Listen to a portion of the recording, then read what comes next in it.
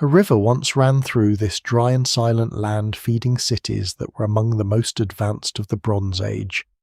But today its people have no known names, their script remains unread, and their streets lie buried beneath dust fields and forgotten mounds. This is the story of an ancient river civilization that mastered water tradecraft and city life, then slowly vanished from memory. Before we go deeper, take a moment to like the video and subscribe if this is the kind of history and mystery you enjoy. The river is gone before the story even begins. Where water once moved in broad brown sheets across the plains, there is now dust, thorn scrub, cracked earth, and the pale shimmer of heat. In places the land still remembers the river better than people do. From above, its old body can be seen as a ghostly curve across the desert edge, a buried channel winding through fields, dunes, and villages that came much later. On the ground, it is harder to see. A person can walk across it without noticing anything except a shallow depression, a change in soil colour, a line of greener crops after rare rain, or a scatter of broken pottery underfoot.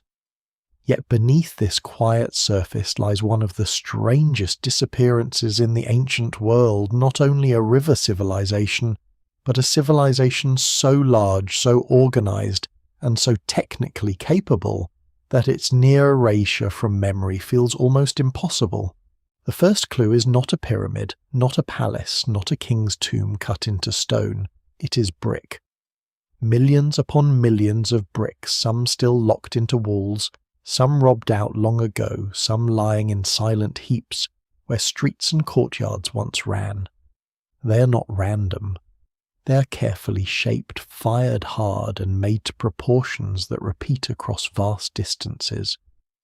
In the dust of northwestern South Asia, in places now divided by modern borders and modern politics, the ruins whisper of an urban world that stretched across river plains, desert margins, coastal flats, and trade routes reaching toward mountains and seas. Before we go deeper, take a moment to like the video and subscribe if this is the kind of history and mystery you enjoy. Because this is not just the story of old ruins.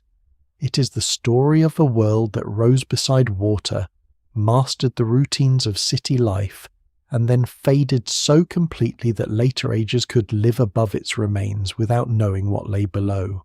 In the long afternoon light, the mounds do not look like the remains of cities. They look like natural rises, dusty shoulders of earth, lifting a few meters above the fields. Goats climb them, children cross them, wind pulls at them grain by grain. But when archaeologists cut into these mounds, the earth changes character. Layers appear: floors, walls, drains, wells, hearths, storage jars, beads, bones, shell bangles, stone weights, copper tools, and tiny seals emerge from the soil. The land that seemed empty begins to fill with human intention. Someone planned here. Someone measured. Someone returned to the same wall line, the same street, the same well, generation after generation. What survives in the record suggests not a short-lived settlement, but a dense and disciplined civilization whose cities were built to endure ordinary life rather than glorify a ruler.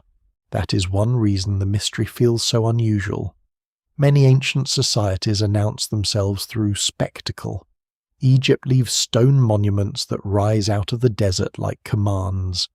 Mesopotamia leaves king lists, temple inscriptions, and clay tablets, thick with names, debts, battles, offerings, and complaints.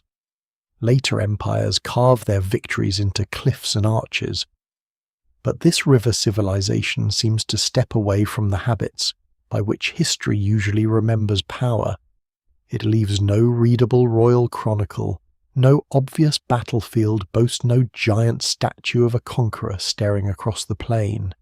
It leaves drains, it leaves wells, it leaves standardized weights, it leaves traces of craft trade and domestic order. Its grandeur is quiet, practical, almost stubbornly anonymous. Scholars still debate what kind of political world could have produced such broad consistency without leaving behind the familiar signatures of kings. The missing river deepens the silence. Along the dry courses associated with the Gaga-Hakra system, and across the wider world of the Indus and its neighbouring waterways, settlements appear like a constellation drawn beside vanished water. Some were small villages, some were towns, some were great urban centres with streets laid out in careful grids and neighbourhoods built from baked brick. Today, many of those places sit far from the reliable flow that would have made dense settlement easier. This does not mean every ruin belonged to a single lost river in the simple way old legends sometimes imagine. The evidence remains incomplete, and river systems in this region were complex, shifting and braided across time. Channels moved, monsoons strengthened and weakened. Glacial and rain-fed waters followed routes that did not remain fixed forever. Yet the pattern is difficult to ignore. The civilization grew in a landscape where water was powerful, unstable, generous and dangerous. And to stand in that landscape is to feel how misleading emptiness can be. A dry plain can look timeless, as if nothing important has happened there for thousands of years. But deep time has been busy. Rivers have abandoned beds and carved new ones. Floods have spread silt over old floors. Winds have polished pottery into fragments. Farmers have ploughed through forgotten courtyards. Brick robbers have carried away walls for railway ballast roads and nearby buildings. The past has not been preserved like a museum room with the door shut. It has been crushed, reused, soaked, dried, buried, exposed and misunderstood. No single explanation fully accounts for how memory thinned so completely, but the landscape itself helped. Mud brick cities return to mud more easily than stone temples return to stone. Even so, the fragments refused to disappear. A bead of carnelian drilled with astonishing precision, a seal showing an animal with a calm, formal posture, a terracotta figurine shaped by hands that knew the small curves of bodies and animals, a street drain covered by fitted slabs, a well lined with bricks descending into darkness. These are not dramatic objects in the usual treasure hunting sense. They do not glitter like a pharaoh's mask. Their power is slower. They suggest a civilization whose daily competence may have been more impressive than its display. Clean water had to be drawn, waste had to be managed, grain had to be stored, goods had to be counted, families had to sleep, cook, trade, repair, mourn, and begin again each morning under a sun that could be merciless. The people themselves remain strangely close and unreachable. Their fingerprints survive on pottery. Their teeth and bones reveal diet, disease, labour, and movement. Their ornaments show taste, skill, and identity. Their houses show privacy, routine, and unequal comfort, though not always the sharp inequality visible in other ancient urban societies. Yet their names are locked away. If their script records names, titles, offerings, clans, gods, officials, or merchants, modern readers still cannot securely hear them. The civilization stands at the edge of speech, covered in signs that have not yielded their language. This creates a peculiar kind of intimacy. We can walk their streets more easily than we can understand their thoughts. And so the story begins with a contradiction. This was not a minor culture misplaced at the edge of history. It belonged among the great urban experiments of the Bronze Age. It was part of the same broad human transformation that turned villages into cities, exchange into long-distance trade, and river valleys into engines of social complexity. Yet unlike other ancient river worlds, it slipped from later memory with extraordinary thoroughness. Its ruins became hills, its bricks became material, its symbols became puzzles, its rivers changed course or weakened into seasonal traces.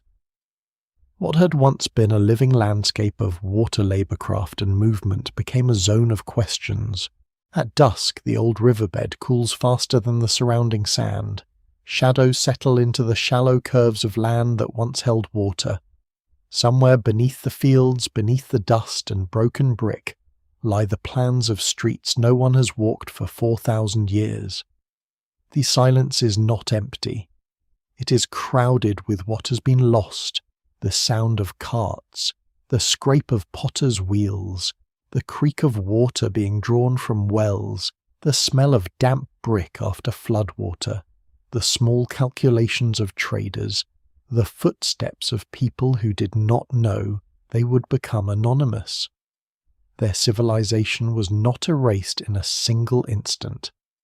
It faded by layers like a river withdrawing from its own bed, leaving behind enough to prove it existed, and too little to explain why memory let it go. Long before the great cities rise, before baked brick walls stand in clean lines and drains run beneath streets, the landscape is occupied by smaller acts of patience. People learn the moods of soil. They watch the sky for the return of rain. They follow the changing edges of rivers and seasonal streams, noticing which patches remain damp after the floodwater falls back and which stretches harden too quickly under the sun. The first foundations of this river civilization are not laid by architects with plans of cities in mind. They are laid by farmers, herders, potters, hunters, fishers, and traders whose world is still local, flexible, and uncertain. They do not yet live in the great urban centres that will later astonish archaeologists. They live in villages, in scattered settlements, in places where survival depends on memory as much as invention.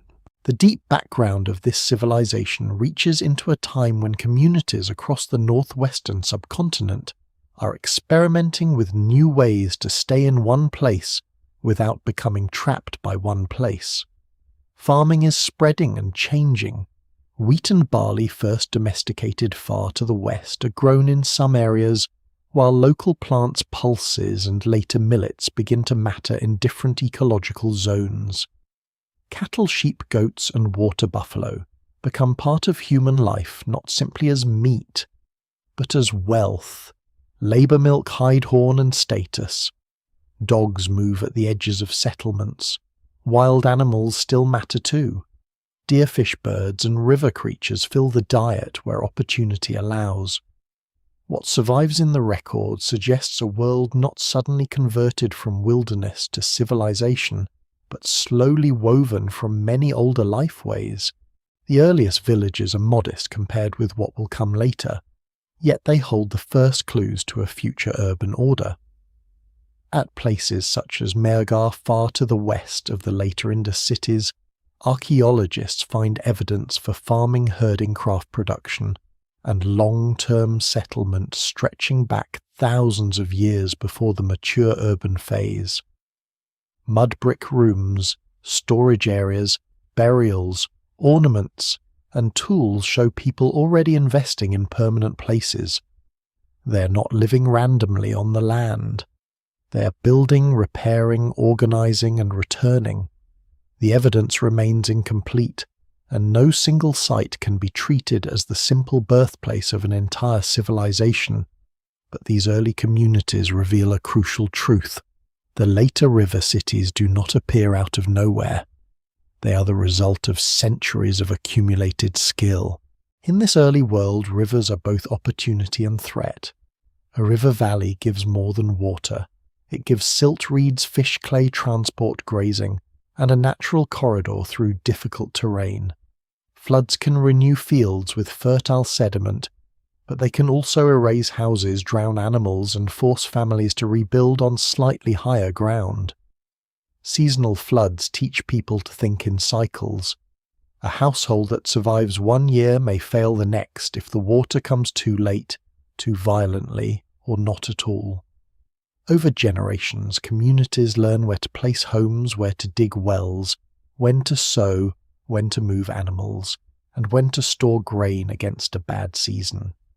This kind of knowledge rarely leaves dramatic monuments behind, but it is one of the quiet engines of civilization. The monsoon adds another layer of uncertainty. Rain does not fall with equal generosity everywhere, and small differences matter. In some zones, farming depends on winter rains, seasonal streams, or carefully chosen floodplains. In others, water can be drawn from wells or gathered from local runoff. The northwestern subcontinent is not a single simple environment. It includes mountains, Piedmont zones, alluvial plains, desert margins, salt flats, and coastlands. Each requires a slightly different strategy. That diversity becomes important later because the civilization that forms here will not be confined to one riverbank. It will learn to link unlike landscapes together, grain from one region, stone from another, shell from the coast, copper from distant sources, timber from elsewhere, and ideas moving with every traveller who carries goods across the land. Trade begins before cities, not as grand commerce but as contact. A village may need stone not found nearby, or a shell ornament from the coast, or a metal object whose material has travelled farther than the person who uses it. Small objects move along long paths. Carnelian, lapis lazuli, turquoise, marine shell, copper, and other materials appear in places where nature did not put them. This does not mean there were caravans in the later imperial sense marching under banners across the plain. It means networks of exchange grew slowly through neighbours' seasonal movement, marriage ties, craft specialists, and repeated journeys. A bead is never just a bead in this story. It can be a tiny map of connection. Craft also deepens. Pottery becomes more regular, more varied, and more meaningful. Clay is shaped, fired, painted, and used not only for cooking or storage, but for identity and habit. Baskets, mats, textiles, and wooden objects must have been everywhere, though many have vanished because they decay easily. Bone and stone tools remain. Ornaments hint at taste and social meaning. Some people begin to spend more time making particular things, and when craft becomes specialized, a settlement changes. It needs exchange to feed specialists who are not always farming. It needs trust, measurement, storage, and shared expectations. The future city begins in these small dependencies. There is also a less visible development, the rise of social coordination without obvious grandeur. Early settlements required decisions. Where should walls be rebuilt after a flood? Who stores surplus grain? Who controls access to animals, wells, fields, or trade goods? How are disputes settled when land, marriage, inheritance, or water use create tension? Archaeology cannot answer all of this clearly. Scholars still debate how power formed in the centuries before the great Indus cities. Yet the later civilization's remarkable standardization suggests that habits of cooperation, measurement, and shared practice had deep roots. People had already learned to live with rules that did not need to be carved into monuments to matter. As villages grow, they become more than clusters of houses. They become memory machines. A child grows up seeing the same storage pits, the same paths to water, the same seasonal work, the same graves of earlier generations. Families begin to belong not just to kin, but to place. Fields gather stories. Wells gather obligations. A mound rises slowly as old houses collapse and new ones are built above them. This layering of occupation is one of the most important facts in archaeology, but it is also a human fact. The land thickens with use. By the time cities emerge, the people of this region have already lived for centuries in landscapes marked by ancestry, labour, and repeated return. Still, nothing about this future is guaranteed. Many early communities never become cities. Some are abandoned, some remain villages, some are absorbed into broader networks. Climate shifts, river movement, disease, conflict, and opportunity all shape the pattern in ways that cannot be fully reconstructed. The evidence remains incomplete, and it is important not to imagine a straight road leading inevitably from the first farm to the first city. History is rarely that tidy. What can be seen is a gradual convergence, more reliable food production in certain zones, wider exchange, increasing craft skill, growing settlement size, and a deep familiarity with water landscapes that can reward organisation. By the time the first true urban centres begin to take shape, the essential ingredients are already present. People know brick, they know grain storage, they know animals, floods routes, seasons, ornaments, clay trade, and the stubborn discipline of living together. They have learned that rivers can be read though never fully trusted. They have learned that a village can outlast a generation, and that a settlement can become a landmark in the minds of people who travel from far away. The civilization later erased from memory begins not with kings declaring a new age, but with countless ordinary decisions repeated across centuries. A wall repaired before the rains, a field sown after the flood, a pot fired harder than the last one, a bead carried farther than expected, a river watched carefully from the edge of a village that does not yet know it is standing at the beginning of one of the ancient world's great urban experiments. The scattered villages do not become a civilization because one river simply gives them permission. Rivers are never that obedient. They split wander flood silt up, cut new channels, and abandon old beds with a patience that can outlast human memory. The people of the northwestern plains live inside this movement. They do not command it in any absolute sense. They learn to anticipate it, to benefit from it, to build near it, without trusting it too much. And gradually across centuries, the same unstable water that threatens their homes begins to connect them.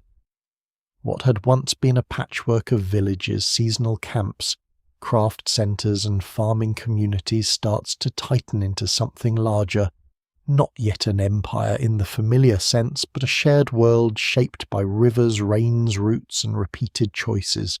The great transformation depends on timing. In some periods, monsoon rains are stronger, feeding streams and floodplains more generously. In others, rainfall weakens, forcing communities to rely more carefully on wells, floodwater, and local ecological knowledge. The Indus and its tributaries carry water from distant mountains, while other channels across the plains respond more directly to seasonal rain.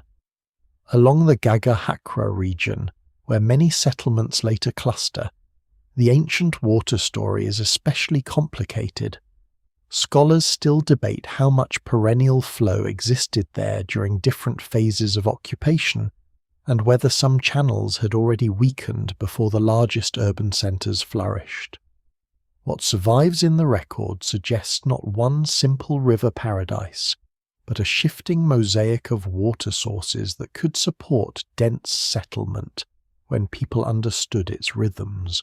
The floodplain is a demanding teacher. It rewards those who can read subtle differences in land. A slight rise may remain dry when lower ground turns to mud. A levee left by an old flood may become a path or a building place. A back swamp may hold water too long for one crop but become useful for grazing or reeds. Silt can renew a field, but too much can bury it. People who live in this environment become experts in small gradients, soil colours, watermarks, and seasonal smells. Their knowledge is not written in manuals. It is carried in bodies' routines and inherited warnings. Plant here after the water falls. Keep animals there when the low ground softens. Build the wall higher. Dig the well deeper. Move before the river cuts the bank. As these lessons accumulate, settlements begin to grow with more confidence.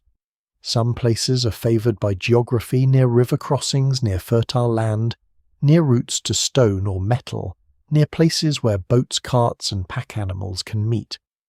A village at such a location can become a town, and a town can become a node in a widening network. The growth is not just a matter of population, it is a matter of coordination. More grain must be stored. More craft goods must be made and exchanged. More families must negotiate space. More waste must be carried away. more water must be drawn every day. The physical demands of living together push communities toward planning even when the political system behind that planning remains unclear. This is where the civilization begins to show its distinctive character. Across a vast region, people adopt shared habits that are too consistent to be accidental. Brick proportions become standardized. Weights follow regular systems. Certain kinds of pottery, seals, ornaments, and settlement layouts appear across great distances.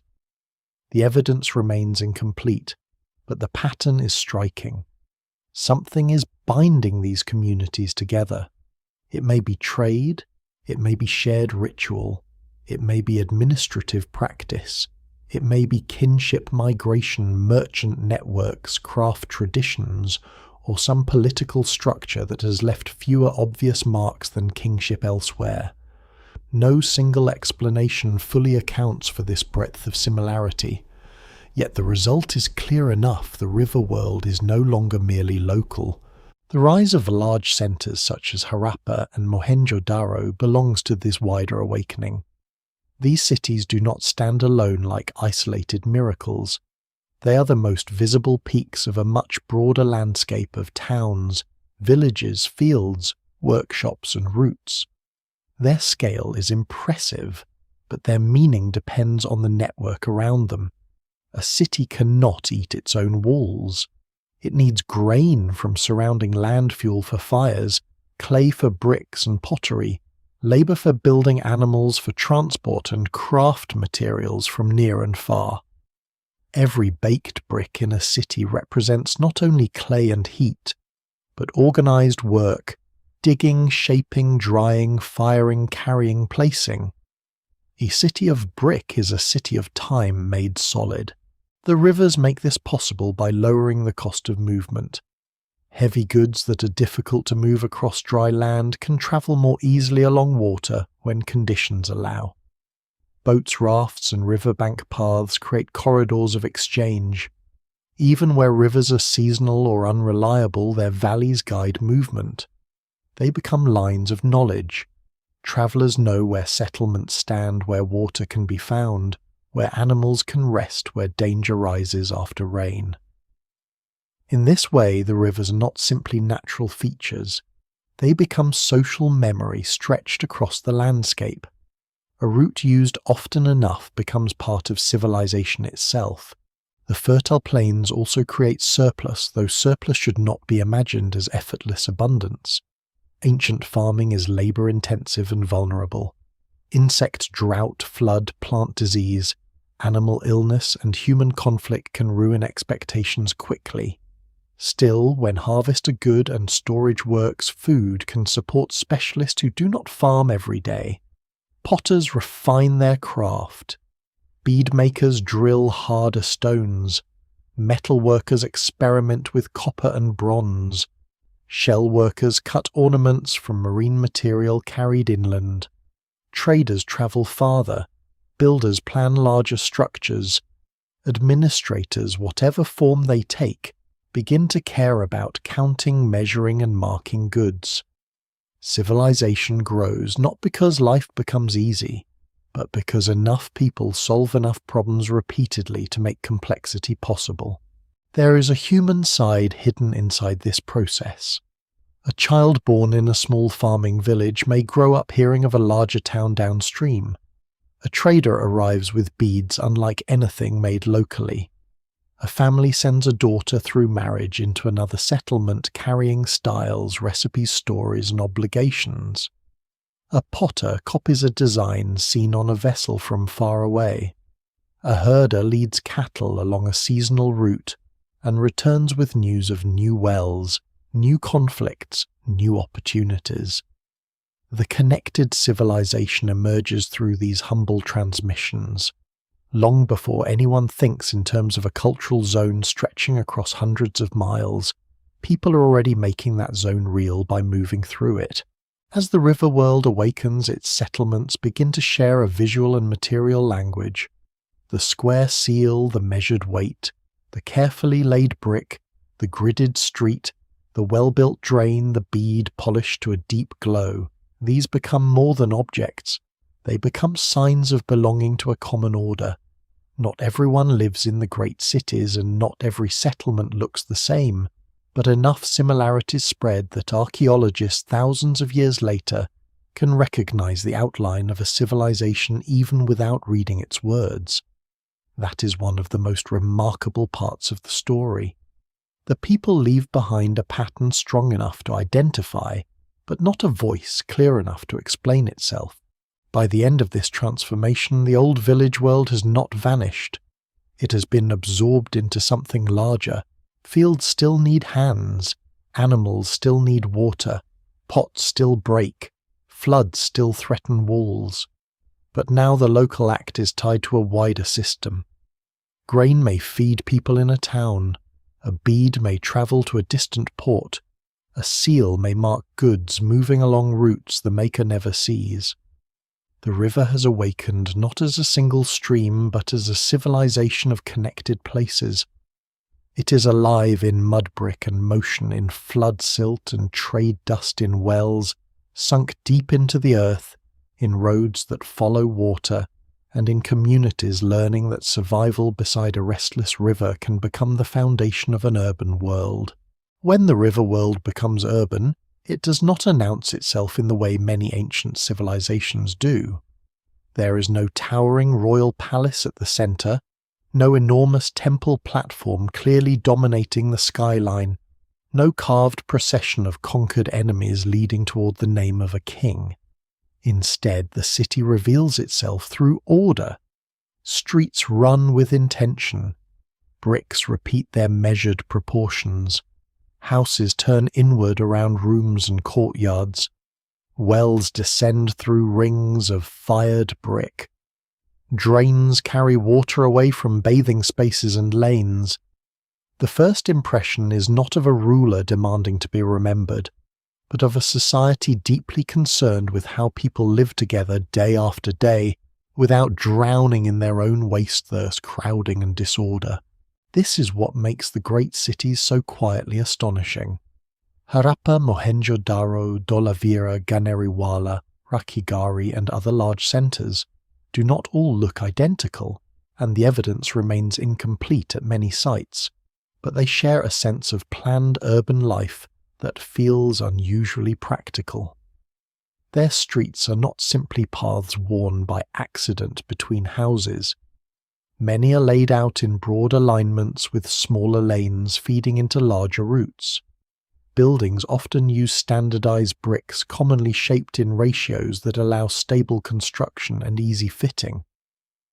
In some places, neighborhoods seem to have been rebuilt and reorganized over time, layer upon layer, as if the city is not one frozen plain but a living machine constantly maintained. The most famous image of this urban world may be the drain. That sounds almost absurd at first. Ancient mystery usually prefers gold tombs, weapons, or colossal stone. Yet the drains matter, because they show the civilization's priorities with unusual clarity. In Mohenjo-Daro, covered drains run along streets connected to household bathing areas and soakage jars. Some drains are carefully lined. Some can be inspected or cleaned. This does not mean every person enjoyed perfect sanitation, and it would be a mistake to imagine a modern city disguised in Bronze Age brick. Still, compared with many ancient urban settlements, the attention to water management is remarkable. What survives in the record suggests a culture in which cleanliness, flow, and maintenance were not minor afterthoughts. Inside the houses, the same pattern appears on a smaller scale. Many homes are built around courtyards with rooms arranged to create privacy from the street. Doorways often avoid opening directly onto main roads, suggesting a careful separation between public movement and domestic life.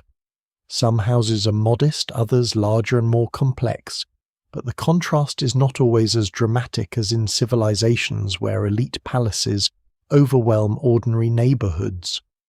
Wells are common in some cities, sometimes astonishingly so, implying that access to water was woven deeply into the urban fabric. A household could bathe, cook, clean, store repair tools, raise children, and conduct small-scale craft work within walls that protected daily life from heat, dust, and strangers. And yet the more organized the cities appear, the more puzzling their political life becomes.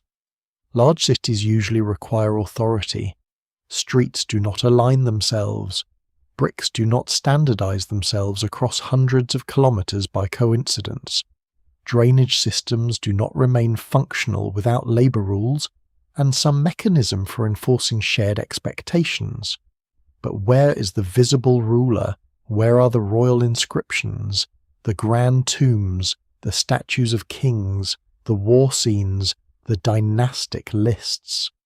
Scholars still debate whether this civilization was governed by councils, priestly authorities, merchant elites, local administrators, corporate groups, or rulers whose symbols simply do not match the patterns known from Egypt or Mesopotamia.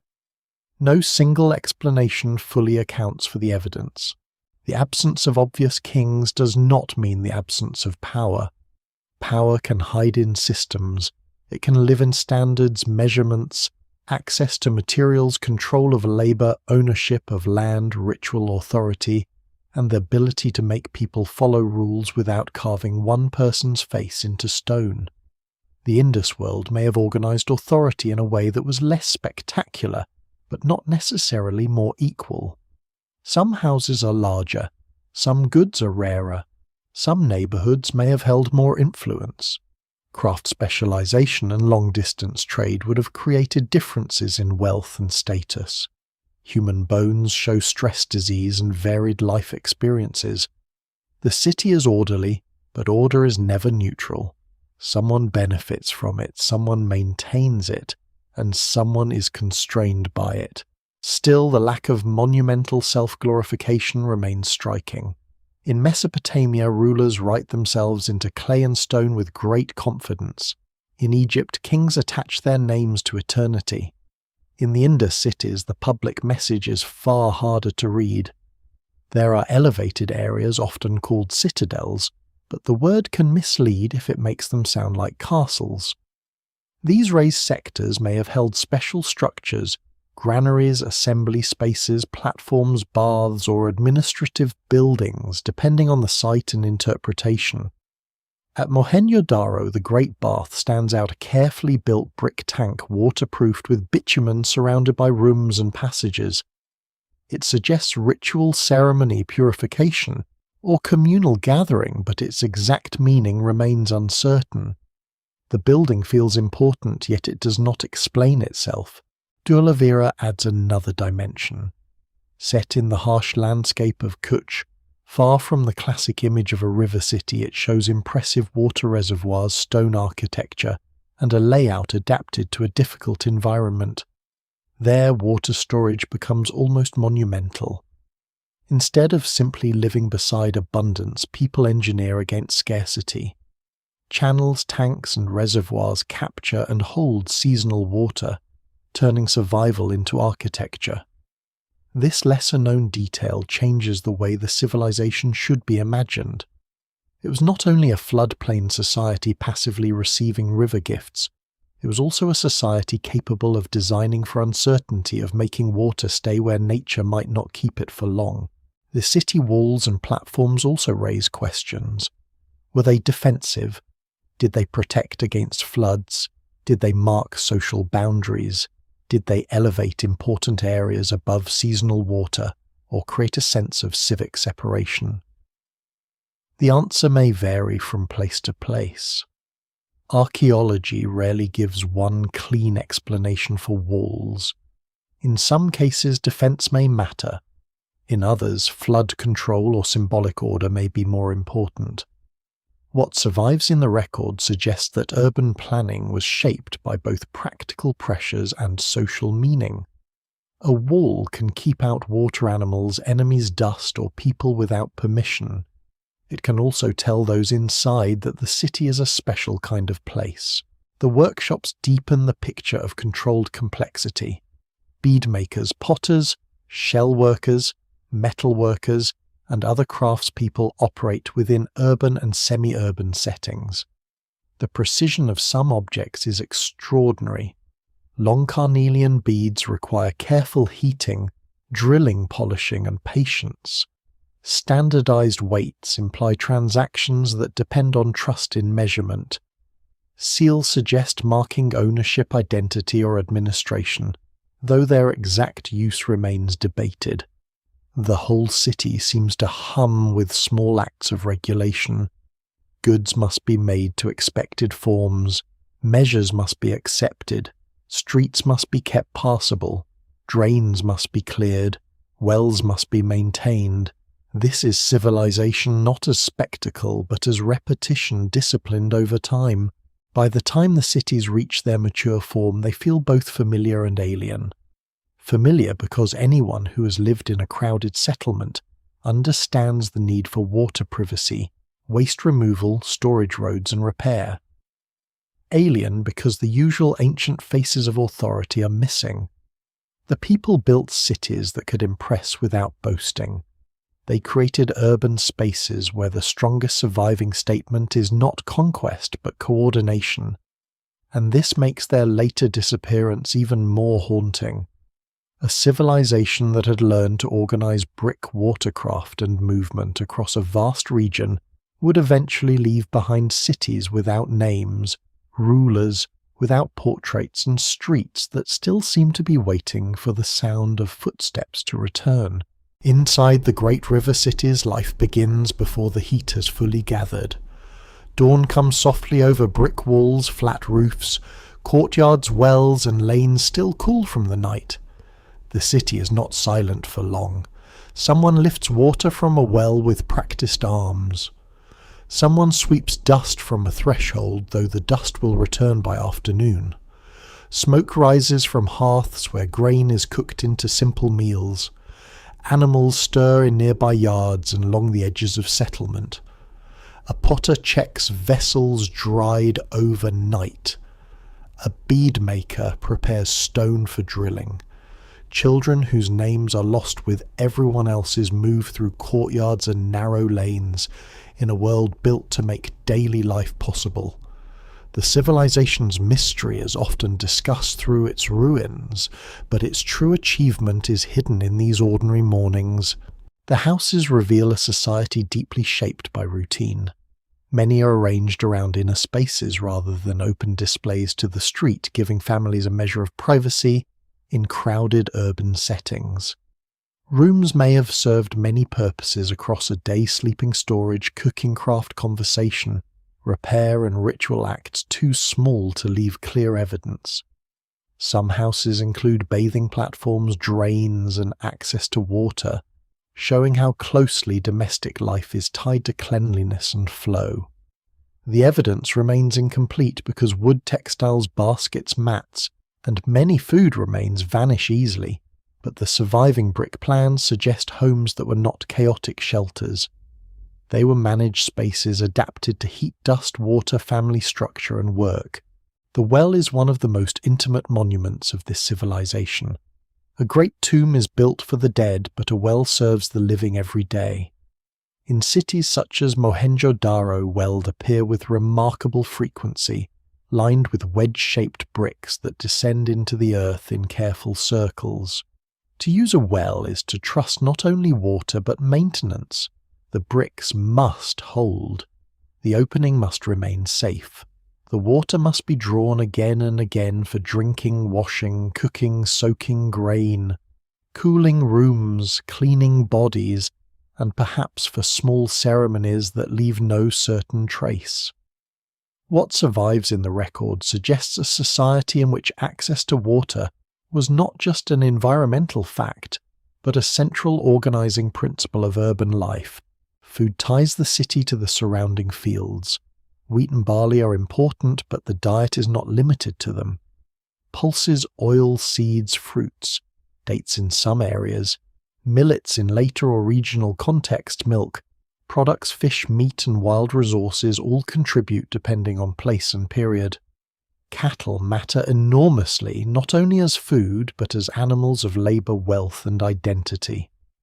Water buffalo, sheep, goats, pigs, dogs, chickens in later phases or debated contexts, and a range of wild animals appear in the archaeological record. The kitchen is therefore connected to fields, herds, rivers, marshes, forests, and trade. A meal eaten inside a brick house may contain the work of farmers, herders, fishers, potters, fuel gatherers and grinders whose labour begins far beyond the room. Clothing has mostly vanished, but not completely from imagination. Cotton was known in this world, and that detail is easy to underestimate. In a Bronze Age landscape of heat, river humidity, dust, and seasonal extremes, cloth is more than decoration. It protects the body marks, status, carries colour, and allows comfort. Spindle whorls suggest spinning. Impressions and rare traces hint at textile production. Ornaments survive more readily. Beads of carnelian faience, steatite shell bone, copper, gold, and other materials, bangles, pendants, hair ornaments, and tiny personal items that once touched skin. These objects show care for appearance, but they also show connection. A bead may carry the colour of a distant stone source, the skill of an urban workshop, and the taste of someone who chose to wear it. The city's markets, if that is the right word for them, are harder to locate than the houses and drains. There are no shop signs to read, no price lists, no merchant ledgers that can be understood. Yet exchange is everywhere. Standardized weights suggest transactions based on measure. Seals suggest marking and identity. Craft debris indicates production in particular areas. Goods move from hand to hand through systems that may have included household exchange, formal redistribution, merchant activity, and local bargaining. Scholars still debate how much of the economy was centralized and how much operated through private or community networks. Still, the material record makes one thing clear. People in these cities were not isolated householders. They lived in webs of making, measuring, carrying, and trusting. Craftwork gives the city much of its sound and texture. The potter's wheel turns. Clay is slapped, smoothed, shaped, painted, fired, and stacked. Shell is cut and polished into bangles whose pale surfaces catch the light. Copper is hammered and sharpened into tools. Stone beads are drilled with astonishing patience, sometimes using techniques that require steady hands and specialized knowledge passed across generations. Faience glows with blue-green surfaces created through controlled firing and chemical transformation. These crafts are not random hobbies. They suggest trained labor, repeated standards, and access to materials. Some workshops must have been hot, dusty, noisy places filled with fragments, failed attempts, and the small frustrations of technical work. Not everyone experiences the city in the same way. Some homes are larger, some smaller. Some people have more ornaments, better access to goods, or easier lives. Human remains reveal dental disease, injury, infection, and signs of labor. The city's order does not erase suffering. It may even depend on labor that later leaves only worn bones and broken tools. Yet compared with many ancient societies, the evidence for extreme royal display is limited, and that makes inequality harder to read. No single explanation fully accounts for the social structure. There may have been powerful families, officials, ritual specialists, merchants, craft leaders, landholders, or councils. Their authority may have lived less in monuments than in control over work, water trade, and tradition. The river and its channels remain just beyond the walls, shaping the city's sense of time. Flood season changes the air. Fields brighten when water and silt return. Roads become difficult. Boats and rafts may become more useful. Mosquitoes, mud-damp walls, and disease risks rise with the water. Dry months bring dust heat and the constant need to draw from wells. The people living here are urban, but they are never separate from the natural world. Their city is a negotiation with it. Every brick wall is vulnerable to rain. Every drain exists because water must move somewhere. Every store of grain is a wager against uncertainty, and yet there is beauty in the practical order. A courtyard shaded in afternoon, a cool bathing floor after a day of heat, a child watching a bead maker turn dull stone into colour, a woman stacking painted vessels near a wall, a man carrying water through a lane where the brick underfoot has been worn smooth by generations, a family on a roof at night above the warmth of the rooms below, listening to animals' distant voices and the muffled life of a city built from river clay. What survives in the record is incomplete, but enough remains to suggest that this civilization was not only an archaeological problem, it was a lived world of habits, bodies, appetites, skills, worries, and small comforts. Its people did not wake each morning as symbols of a vanished culture. They woke because there was water to draw grain, to grind work, to finish children to feed, and another day beside the river to endure. Among all the objects left by the river civilization, the smallest often feel the most stubborn. A baked brick wall can be measured. A drain can be followed. A well can be traced downward into the earth. A bead can be studied for material technique and wear. But a seal no larger than the palm of a hand can stop the story almost completely. It sits there carefully carved, usually square, often showing an animal above a short row of signs, and it seems to promise speech. Someone made it with intention. Someone understood its symbols.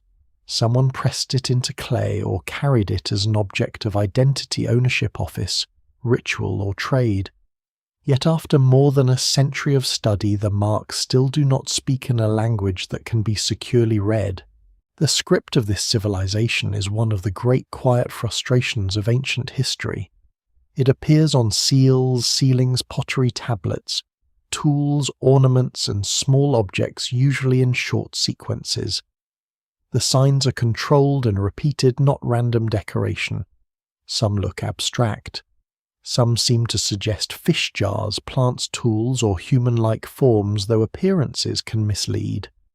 A sign that looks like a fish may not mean fish, just as a modern letter shaped like nothing in nature carries sound or meaning by convention. What survives in the record suggests a formal system of symbols used across a wide region, but the inscriptions are usually brief, and brevity is the enemy of decipherment. Other ancient scripts yielded because they left long texts, repeated formulas, bilingual inscriptions, or connections to known languages. Egyptian hieroglyphs had the Rosetta Stone. Cuneiform had enormous archives and related languages. Even difficult scripts become more generous when they are carved into long royal inscriptions, copied on clay tablets, or repeated in administrative lists. The river civilization gives almost none of that. It gives short lines, often only a handful of signs. It gives no clearly bilingual text.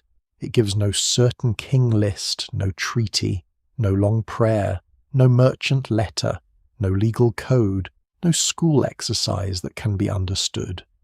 Scholars still debate whether the system records a full language, names and titles, ritual formulas, property marks, clan signs, or some combination of these.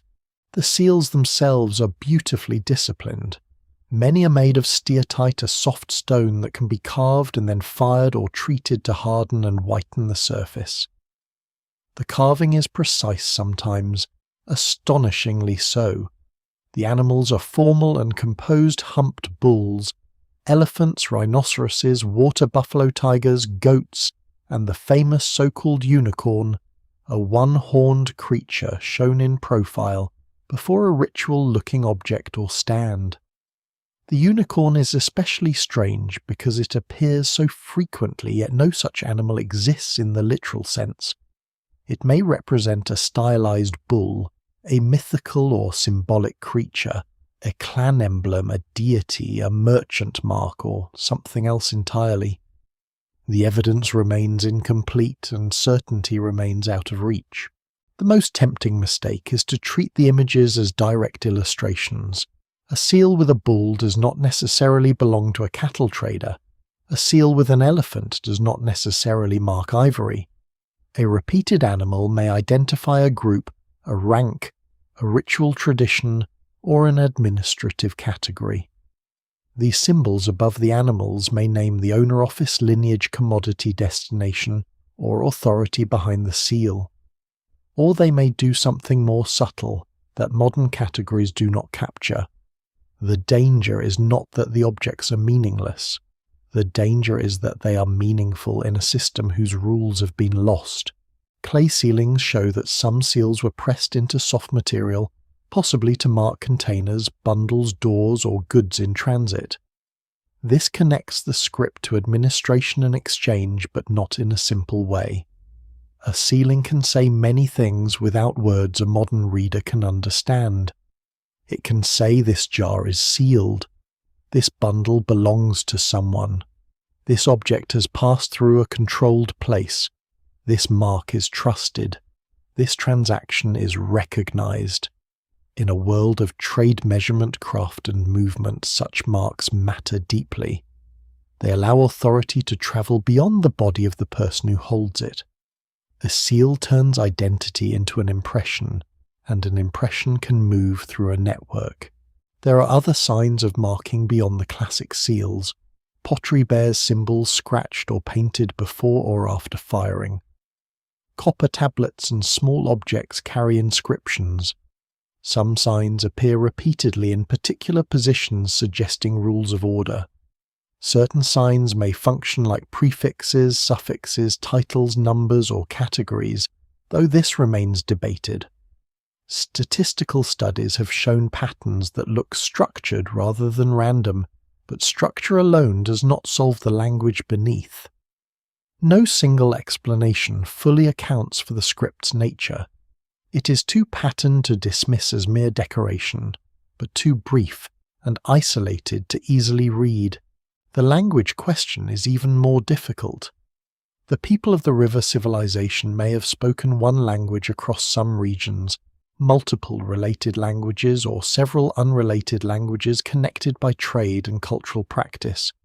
Some scholars have argued for links to early Dravidian languages. Others have explored possible relationships with Indo-Aryan Munda, or lost language families that left few clear descendants. Popular theories often leap too quickly from resemblance to certainty, finding modern words in ancient signs with more confidence than evidence allows. Mainstream scholarship is more cautious. Without longer texts, bilingual inscriptions, or secure phonetic values, the script remains a locked door with many proposed keys and no key that has turned cleanly. This silence changes the entire civilization. If the signs could be read, the river world might suddenly fill with names. Cities might acquire their ancient titles. Officials, merchants, craft groups, gods' measures, destinations, offerings, and disputes might emerge from the flat faces of seals. The so-called unicorn might become less strange or perhaps stranger. The great bath might find a ritual context. The standardized weights might connect to recorded transactions. The absence of obvious kings might be confirmed, complicated, or overturned. A few readable lines could reshape the whole story.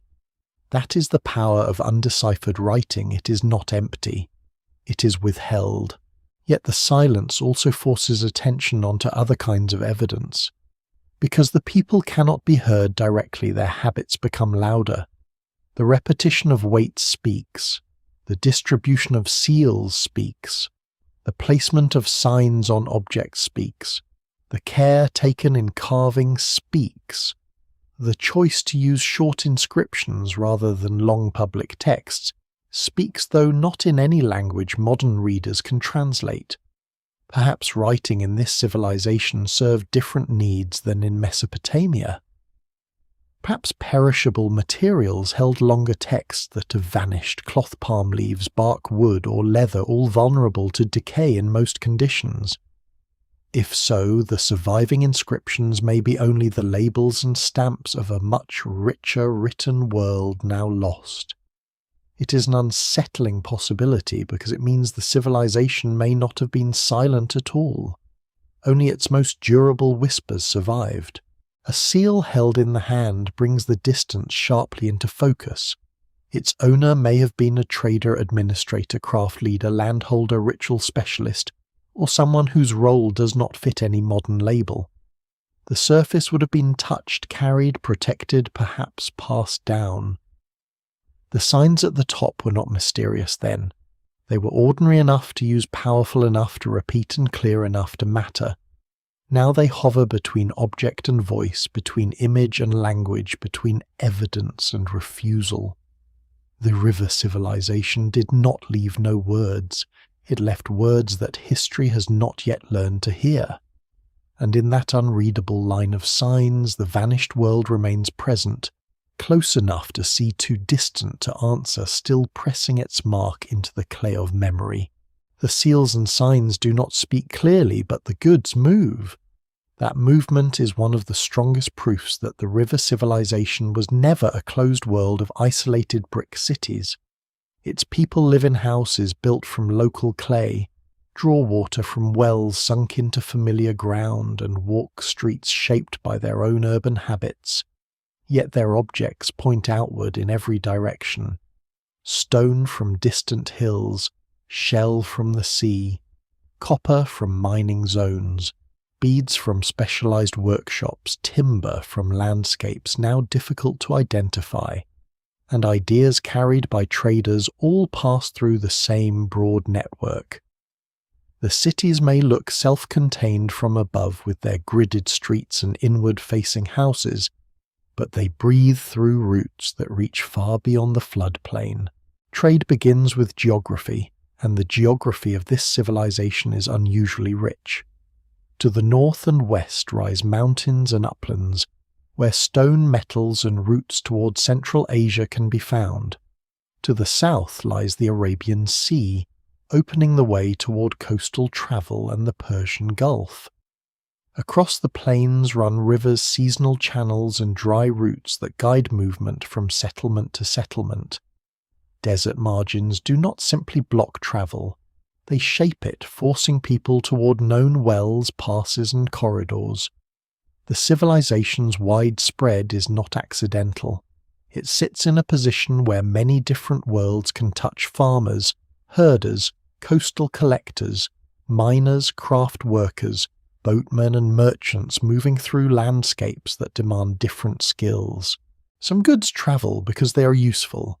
Copper and bronze tools matter for cutting, drilling, shaping wood, making ornaments, and performing specialized craft work. Stone is needed for blades, weights, grinding beads and tools. Shell can be turned into bangles and inlays.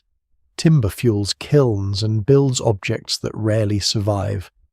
But other goods travel because they carry value beyond simple function.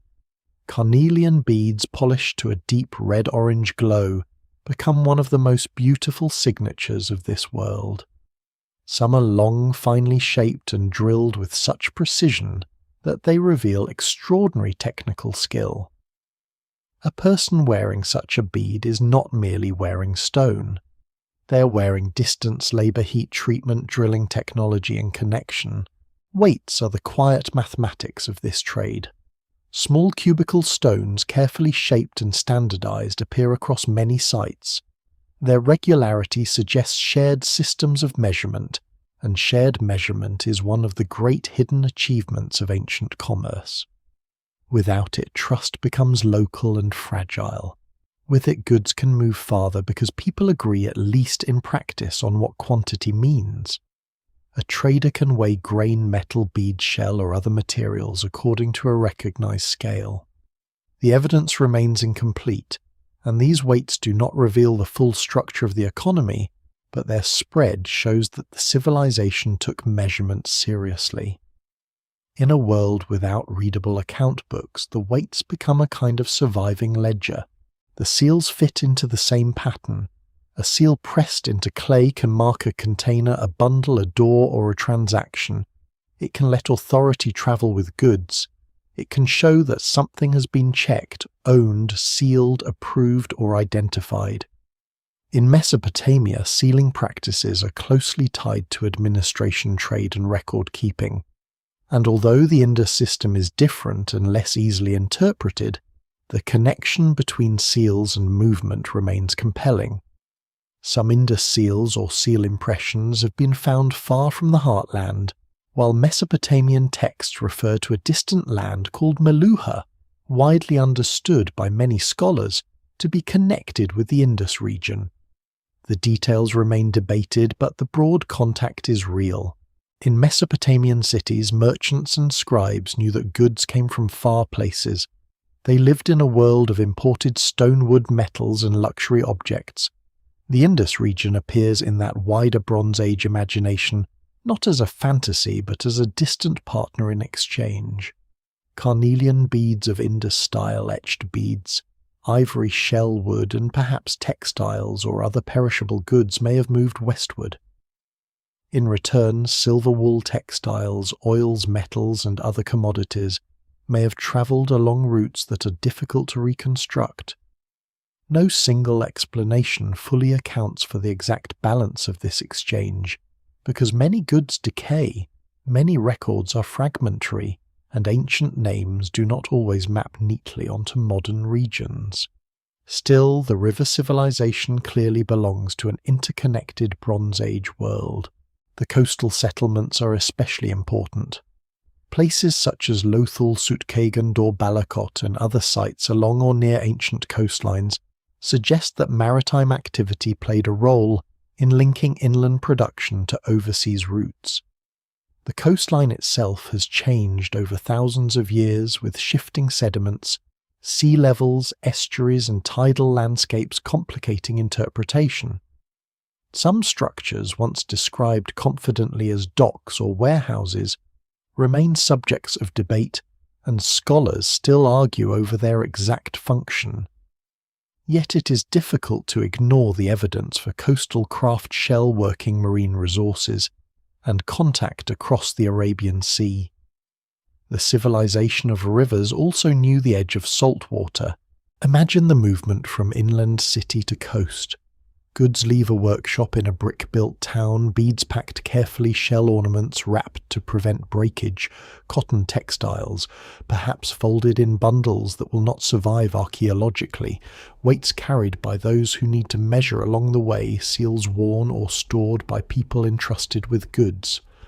The journey may follow a river for part of the way, then a dry route, then a coastal inlet where boats wait for the right season.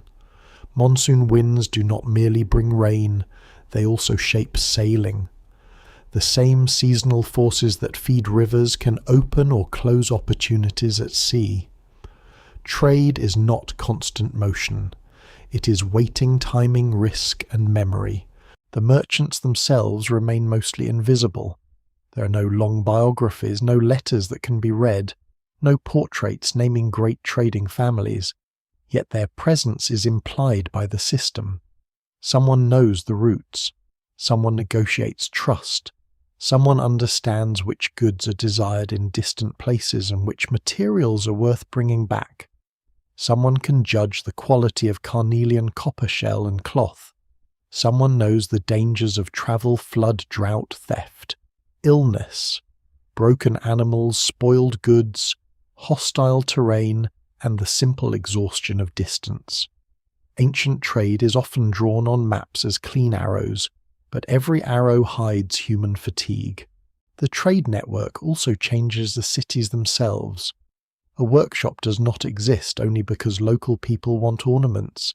It exists because demand stretches beyond the neighborhood. Standardization becomes useful when goods travel. Seals matter when identity must survive distance. Weights matter when exchange moves beyond face-to-face trust. Streets, storage spaces, and craft districts are all tied to the circulation of materials. Even the most ordinary brick lane may have felt the effects of distant trade when a traveller arrived with unfamiliar stone foreign stories or news from a port where another language was spoken. There is a surprising restraint in all this. Despite the civilization's wide contacts, its material culture remains strongly recognizable. It absorbs and exchanges without losing its own visual grammar. Indus seals do not simply imitate Mesopotamian cylinder seals. Its cities do not become copies of Sumerian cities. Its weights, bricks, ornaments, and symbols hold their own pattern. This suggests confidence, or at least strong internal habits. The river civilization participates in a wider world, but it does not vanish into that world. It exports, imports, adapts, and remains itself. And so the anonymous cities are less silent than they first appear. Their trade speaks through objects scattered across deserts, ports, plains, and foreign lands. A bead found far from its source is a sentence written in stone. A shell bangle carried inland is a trace of the sea inside a river city. A standardized weight is a promise that strangers can agree on value. A seal impression is a handprint of authority moving beyond the hand. What survives in the record suggests a civilization whose power lay not only in building cities but in connecting them. Its empire, if that word can be used carefully, was not carved by armies whose victories were recorded on monuments. It was made of mud brick measurement craft. River routes, coastal winds, and the fragile trust required to send goods into the unknown and expect something to return. For a long time, the river world seems to know how to live with uncertainty. Floods come and go, streets are raised, walls are repaired, wells are deepened. Fields shift slightly with the changing moods of water. This is not a civilization built in ignorance of risk. Its people have watched rivers misbehave for generations, and much of their urban intelligence appears to come from that long experience. But there is a difference between managing variation and surviving transformation. A river that floods too high can be endured if it returns to its older rhythm. A monsoon that fails one year can be survived if grain stores hold and the next rains come back. The deeper danger begins when the old patterns themselves start to loosen. The signs of environmental stress do not appear like a single catastrophe written cleanly into the ground. There is no one layer across every site that says the world ended here. Instead, the evidence is scattered, regional, and sometimes frustratingly subtle. River channels shift, flood deposits change, some settlements grow while others decline. Rainfall patterns alter across centuries. In some areas, communities seem to move away from larger urban centres and towards smaller settlements better suited to local farming and more flexible survival. Scholars still debate the exact timing and causes, but what survives in the record suggests a landscape gradually becoming harder for the old urban system to rely on. The monsoon is central to the story. The summer rains are not just weather. They are an engine of agriculture, river flow, groundwater, recharge, pasture, and human expectation. When monsoon strength weakens over a long period, the effects are not immediate in the dramatic way of an earthquake or invasion. They are slower, more intimate, and more corrosive. A field that once produced reliably may require more effort. A well that once reached water easily may need to be dug deeper. A seasonal stream may become less dependable. Grazing land may shrink. Families may begin to hedge their risks by planting different crops, moving animals farther, or sending some members to other settlements. No single failed rain destroys a civilization, but many altered seasons can change the meaning of a city. The rivers themselves are equally restless. The Indus and its tributaries carry enormous power, and floodplains are living systems, not fixed channels drawn on a map. A river can abandon one course and occupy another. It can pile up silt until its own bed becomes unstable. It can cut into banks, drown neighbourhoods, leave ports stranded, or turn fertile land into difficult mud. Along the Gaga-Hakra region, the problem is even more haunting, because the dry channels visible today raise the possibility of once more active waterways weakening or shifting before, during, or after the height of settlement. the evidence remains incomplete, and older ideas of a single mighty river suddenly vanishing must be treated carefully. Yet even a gradual reduction in dependable flow could have shaken the settlements that had grown around older water expectations. To people inside the cities, this change would not have felt like a geological process. It would have felt like trouble arriving through ordinary tasks. A woman lowering a pot into a well notices the rope must drop farther than her mother remembered. A farmer watches floodwater fail to spread as generously across a field. A herder drives cattle longer distances between grazing patches. A brickmaker finds clay still available, but fuel harder to gather in the quantities needed for large-scale firing. A merchant hears that a route once safe near a channel is now dry too early or flooded in the wrong season. Environmental change becomes real when it enters the hands. The urban system depends on reliability more than it may first appear. Cities are hungry. They require food from surrounding lands, water for dense populations, fuel for cooking, and crafts raw materials and constant repair. The more complex the system becomes, the more it depends on predictable flows of goods and labour. A village can adjust by spreading risk across mixed farming, herding, gathering, and seasonal movement. A city can adjust too, but its size makes every stress heavier. If crops fail in one district, grain must come from another. If trade routes weaken, workshops suffer. If flood damage increases, labour must be diverted to rebuilding. If wells decline, the burden of water grows. Order itself becomes more expensive. Floods may have been as dangerous as drought. It is tempting to imagine decline only as drying, but river civilizations often suffer from too much water as well as too little. Flood deposits at some sites suggest episodes of inundation, and in a city built of mud brick and baked brick, repeated flooding is not just an inconvenience. It damages walls, contaminates water sources, fills drains with silt, destroys stored grain, and leaves disease in its wake. A large flood can be survived. Repeated disruption can exhaust a community. No single explanation fully accounts for the decline across such a vast region, but a world swinging between damaging floods and weakening rainfall would have tested even the most organized urban society. There is a strange irony here. The civilization's greatness grows from its ability to manage water, yet water may also help loosen its foundations. The same rivers that carry goods and renew fields can move away. The same floodplains that feed cities can bury them. The same monsoon that fills wells can weaken for reasons far beyond human control. Bronze Age people did not need to understand global climate systems to feel their effects. They only needed to see that the old calendar of expectation no longer held quite so well. In that gap between memory and reality, confidence begins to thin. The archaeological record shows adaptation, not helplessness. Communities shift crop choices in some areas. Settlements appear in new patterns. Smaller rural sites become more important.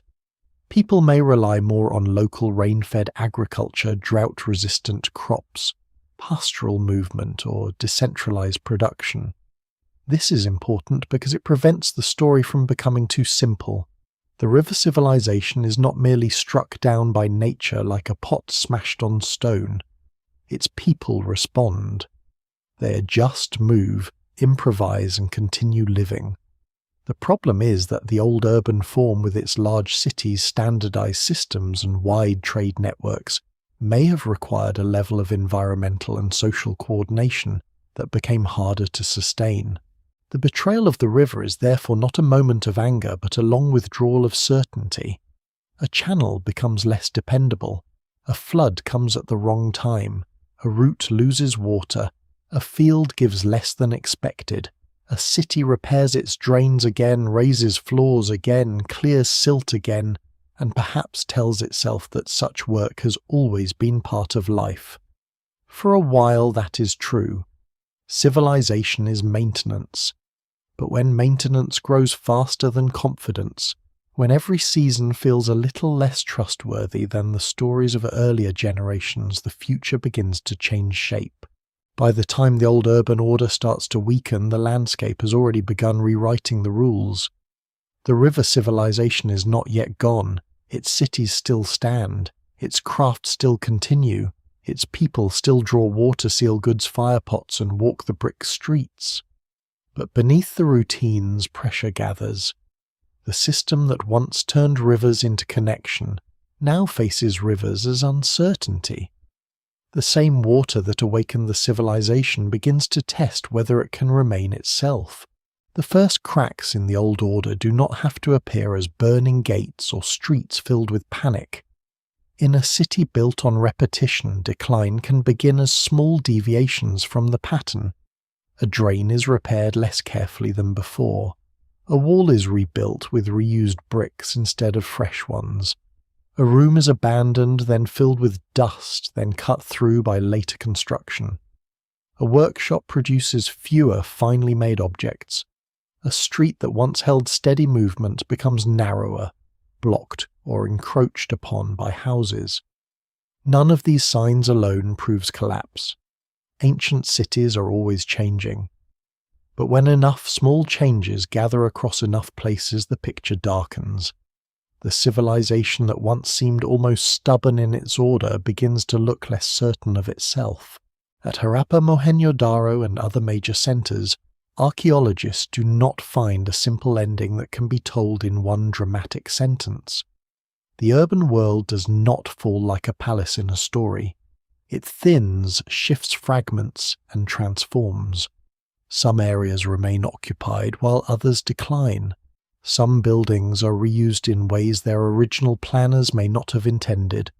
Streets and drains that once reflected careful civic maintenance seem in later phases to lose some of that discipline. The evidence remains incomplete and different sites follow different paths, but what survives in the record suggests a long weakening of the systems that had made large-scale urban life possible. The built environment is one of the clearest witnesses. Earlier phases of the cities show strong planning, regular brickwork, and impressive attention to water management. Later layers can show more irregular construction, changing layouts, and increased reuse of materials. This does not mean people suddenly forgot how to build. They were still skilled. They still knew brickcraft and settlement life. But the collective system that supported broad uniformity appears to have loosened.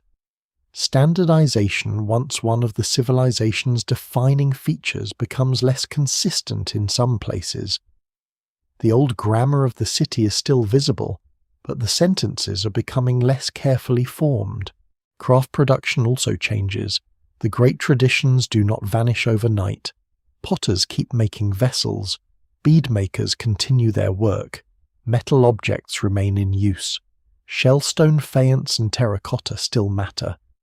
Yet the scale distribution and style of production begin to alter. Some specialized crafts may become less centralized or less widely exchanged. Certain high-quality goods become rarer in some contexts. The long carnelian beads and standardized objects that once spoke of a wide integrated network no longer appear with the same force everywhere. Scholars still debate how much this reflects economic decline, shifting taste, local adaptation, or changes in trade routes, but the pattern suggests that the old web of production and exchange was no longer holding in the same way. Trade too seems to contract or change direction. Contacts with Mesopotamia weaken after the height of the Bronze Age exchange system. References to distant lands fade in Western records. Ports and coastal settlements may shift in importance as shorelines, estuaries, and trade demands change. Inland routes that once connected cities to raw materials and markets may become harder to sustain if water security, population, or political coordination decline. Ancient trade is fragile even when it looks impressive from a distance. It depends on trust timing, demand transport, and the confidence that goods sent away will produce value later. When environmental stress and urban uncertainty rise together, long-distance exchange becomes riskier. The decline of seals is especially telling. The seal had been one of the small but powerful tools of the civilization's identity, carved, standardized, marked with script animals and authority. In later phases, classic seal use appears to diminish. If seals helped manage trade ownership, administration, or social identity, their fading suggests that the institutions behind them were changing. This does not prove that society became disorganized in a simple sense. New forms of marking, exchange, and local authority may have replaced older ones, but it does suggest that the mature urban system with its recognizable symbols and shared habits was losing its reach. One of the most haunting possibilities is that people remained in cities that no longer functioned as they once had. A city can outlive the system that created it. Families may continue to occupy old houses because walls still stand and wells still provide water. Craftspeople may continue to work because skills do not vanish with administrative networks. Farmers may still bring food to markets because people still need to eat. But the larger pattern changes. A neighborhood that once belonged to a confident urban plan becomes a patchwork of repairs. Public systems become private burdens. Grand coordination gives way to household improvisation. The city remains inhabited, but its meaning shifts under the feet of those who live there. Disease and hardship may also have played roles, though the evidence must be handled carefully. Dense cities create risks, contaminated water waste accumulation, parasites crowding, and vulnerability during floods or food shortages. Some human remains show signs of injury, infection, nutritional stress, or difficult lives, but no single disease event clearly explains the civilization's decline. No single explanation fully accounts for this unraveling. The weakening seems broader and slower, shaped by many pressures acting together. Environmental change strains food and water systems. Trade contraction limits access to valued goods. Political or social coordination weakens. Urban maintenance becomes harder. People respond not with one decision but with many local choices. Those choices may have been painfully practical. A family leaves a neighborhood where floodings become too frequent. A craft worker moves closer to raw materials or customers in a smaller settlement. A farmer decides that feeding a distant city is less worthwhile when local rainfall becomes uncertain. A trader stops taking a route because the returns no longer justify the risk. A community reuses bricks from a public structure because building new ones takes fuel, labor, and coordination no longer easily available. From the inside, this may not feel like the end of a civilization.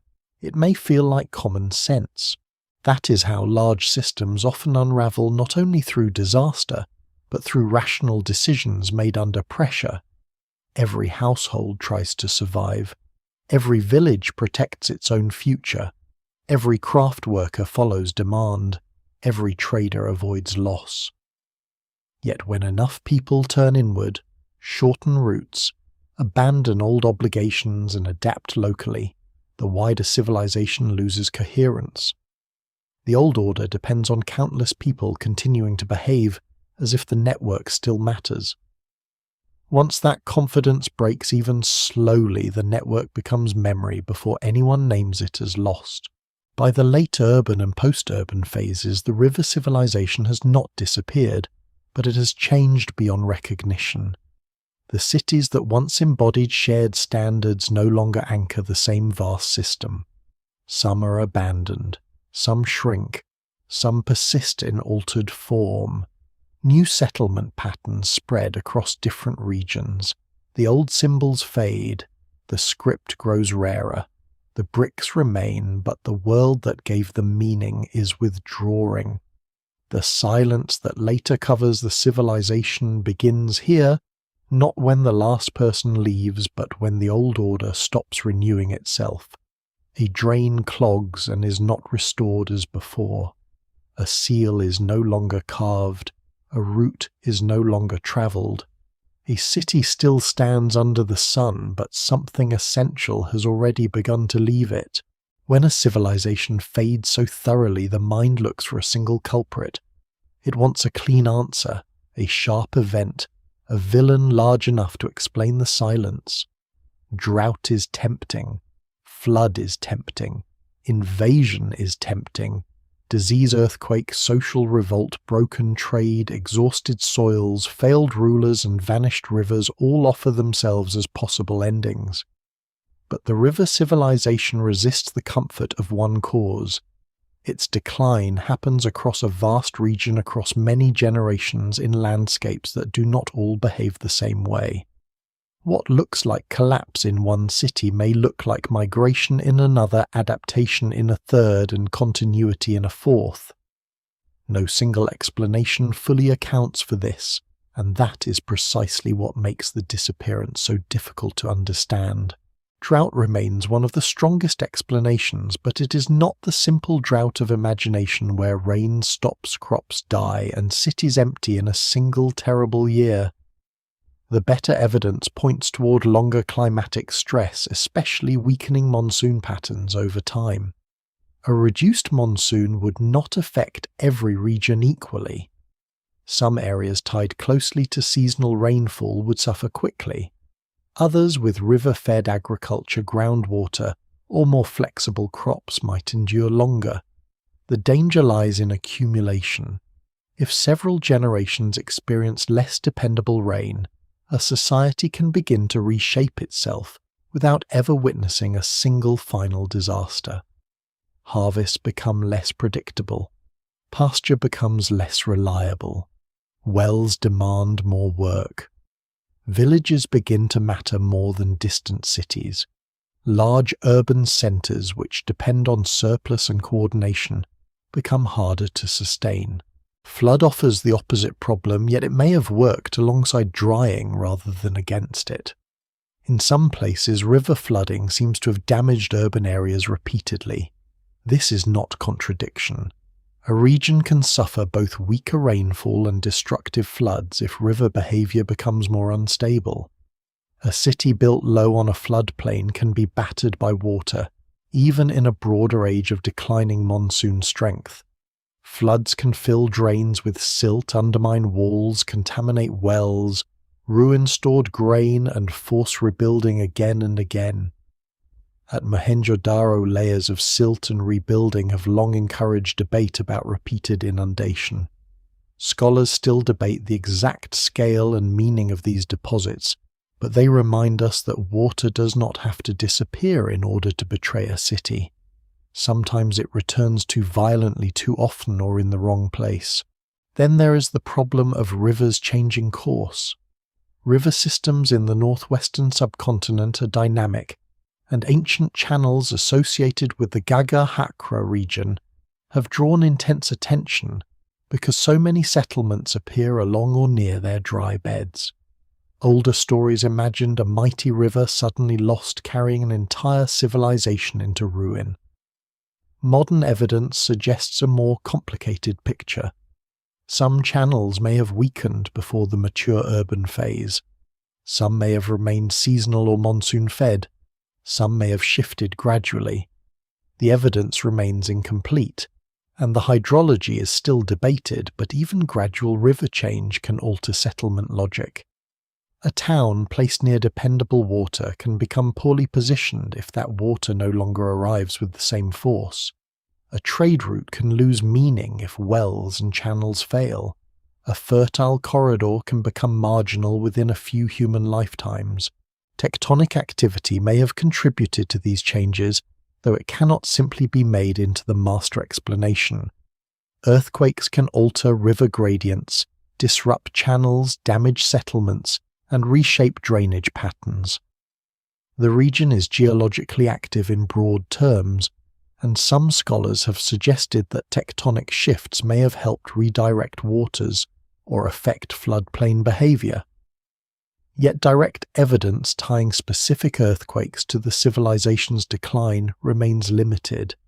It is safer to see tectonics as one possible pressure among many, not as a single dramatic blow. Ancient landscapes change through combined forces: climate, sediment, river flow, monsoon variation, and earth movement interacting over time. Human failure is harder to see because the civilization left no readable political confession. There is no text saying rulers lost legitimacy, merchants rebelled, temples failed, or farmers refused obligations. Yet social systems can fail without leaving speeches behind. The urban order required cooperation across distance. Bricks had to be made to common standards. Goods had to be measured in recognizable ways. Seals had to be trusted. Craftspeople needed demand. Farmers and herders had to remain connected to towns. If environmental stress weakened confidence, the social system may have loosened from within. The decline of standardization seals long-distance trade, and some urban maintenance suggests that institutions were changing. Whether that change was peaceful adaptation, administrative breakdown, local independence, or something more turbulent remains uncertain. Invasion was once a popular explanation, especially in older interpretations that imagined outside groups destroying the cities. That idea has lost much of its force. Archaeology does not show a clear civilization-wide destruction layer caused by conquest. The famous image of massacred cities is not supported as a broad explanation. Some human remains may show violence and conflict surely existed in some forms, as it does in almost all human societies, but there is no strong evidence for a single invading force wiping out the urban world. Popular versions of this theory often say more about later historical assumptions than about the Bronze Age evidence. The end of the river civilization was not a simple scene of armies arriving at the gates. Disease is possible but equally difficult to prove. Dense cities can breed illness, especially when floods contaminate water, or food stress weakens bodies. Trade networks can move pathogens along with goods. Human remains show that people suffered infections, injuries, dental disease, and physical stress. But there is no secure evidence for one pandemic destroying the civilization. Disease may have worsened conditions in certain places without explaining the broader transformation. Like flood, drought, and trade decline, it belongs among the pressures that could weaken resilience, rather than among explanations that can stand alone. Environmental degradation caused by humans has also been considered. Large cities need fuel for cooking, brick-firing pottery, metalwork, and daily life. They need timber reeds, grazing, and agricultural land. Overuse of local resources could have made some urban centres more vulnerable, especially if forests or scrublands were depleted faster than they recovered. Soil salinity, erosion, and pressure on farmland may have mattered in certain zones. Yet this too varies regionally, and is hard to measure precisely. The civilization was large and its environments were diverse. A problem severe in one place may have been minor elsewhere. What survives in the record suggests not universal exhaustion, but uneven stress. The most convincing picture is therefore not one cause but convergence. Climate weakens the predictability of rainfall. Rivers shift or flood destructively. Trade with distant regions contracts. Urban maintenance becomes harder. Institutions that once coordinated standards and exchange lose reach. Families and communities make practical decisions to move, adapt, or rely more on local systems. None of these decisions has to be catastrophic alone. Together they change the civilization's shape until the old urban identity can no longer hold. This kind of ending is less dramatic than invasion, and less simple than drought, but it is more human. The river civilization was not erased because its people were passive before disaster. It was transformed because they responded to a world whose conditions had changed. They did what people often do when large systems become unreliable. They shortened their horizons, moved towards safer ground, chose smaller settlements, altered crops, changed routes, and carried what they could into new ways of living. Collapse in this case may be the wrong word if it suggests sudden death. The cities declined, but the people did not vanish. The river world lost its old form, and with that loss, history lost the ability to remember it clearly. The people do not vanish with the cities. That is the most important truth hidden beneath the word collapse.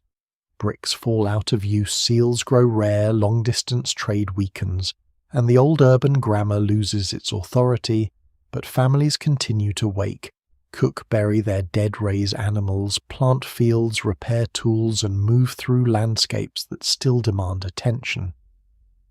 The disappearance of the river civilization is not the disappearance of human life. It is the dispersal of an urban system into many smaller worlds. The great centres no longer hold the same pull, and the people who once lived within their influence begin to spread across plains, river margins, foothills, and village landscapes, where survival depends less on broad standardization and more on local adaptation. This long dispersal is difficult to see because it does not leave the kind of evidence that dramatic endings leave behind. There is no single road lined with abandoned carts, no inscription describing refugees leaving a dying city, no final record of officials watching their authority dissolve. Instead, archaeologists see changing settlement patterns.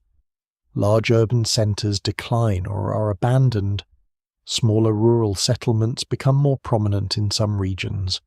Material culture shifts. Pottery styles alter.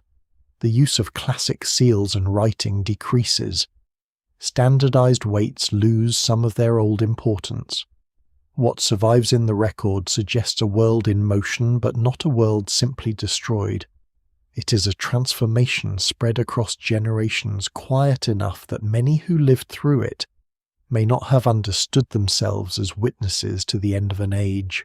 For a household inside a declining city, the decision to leave may not have felt historic. It may have felt practical. The well is less reliable. Flood damage returns too often. Trade no longer brings the same goods.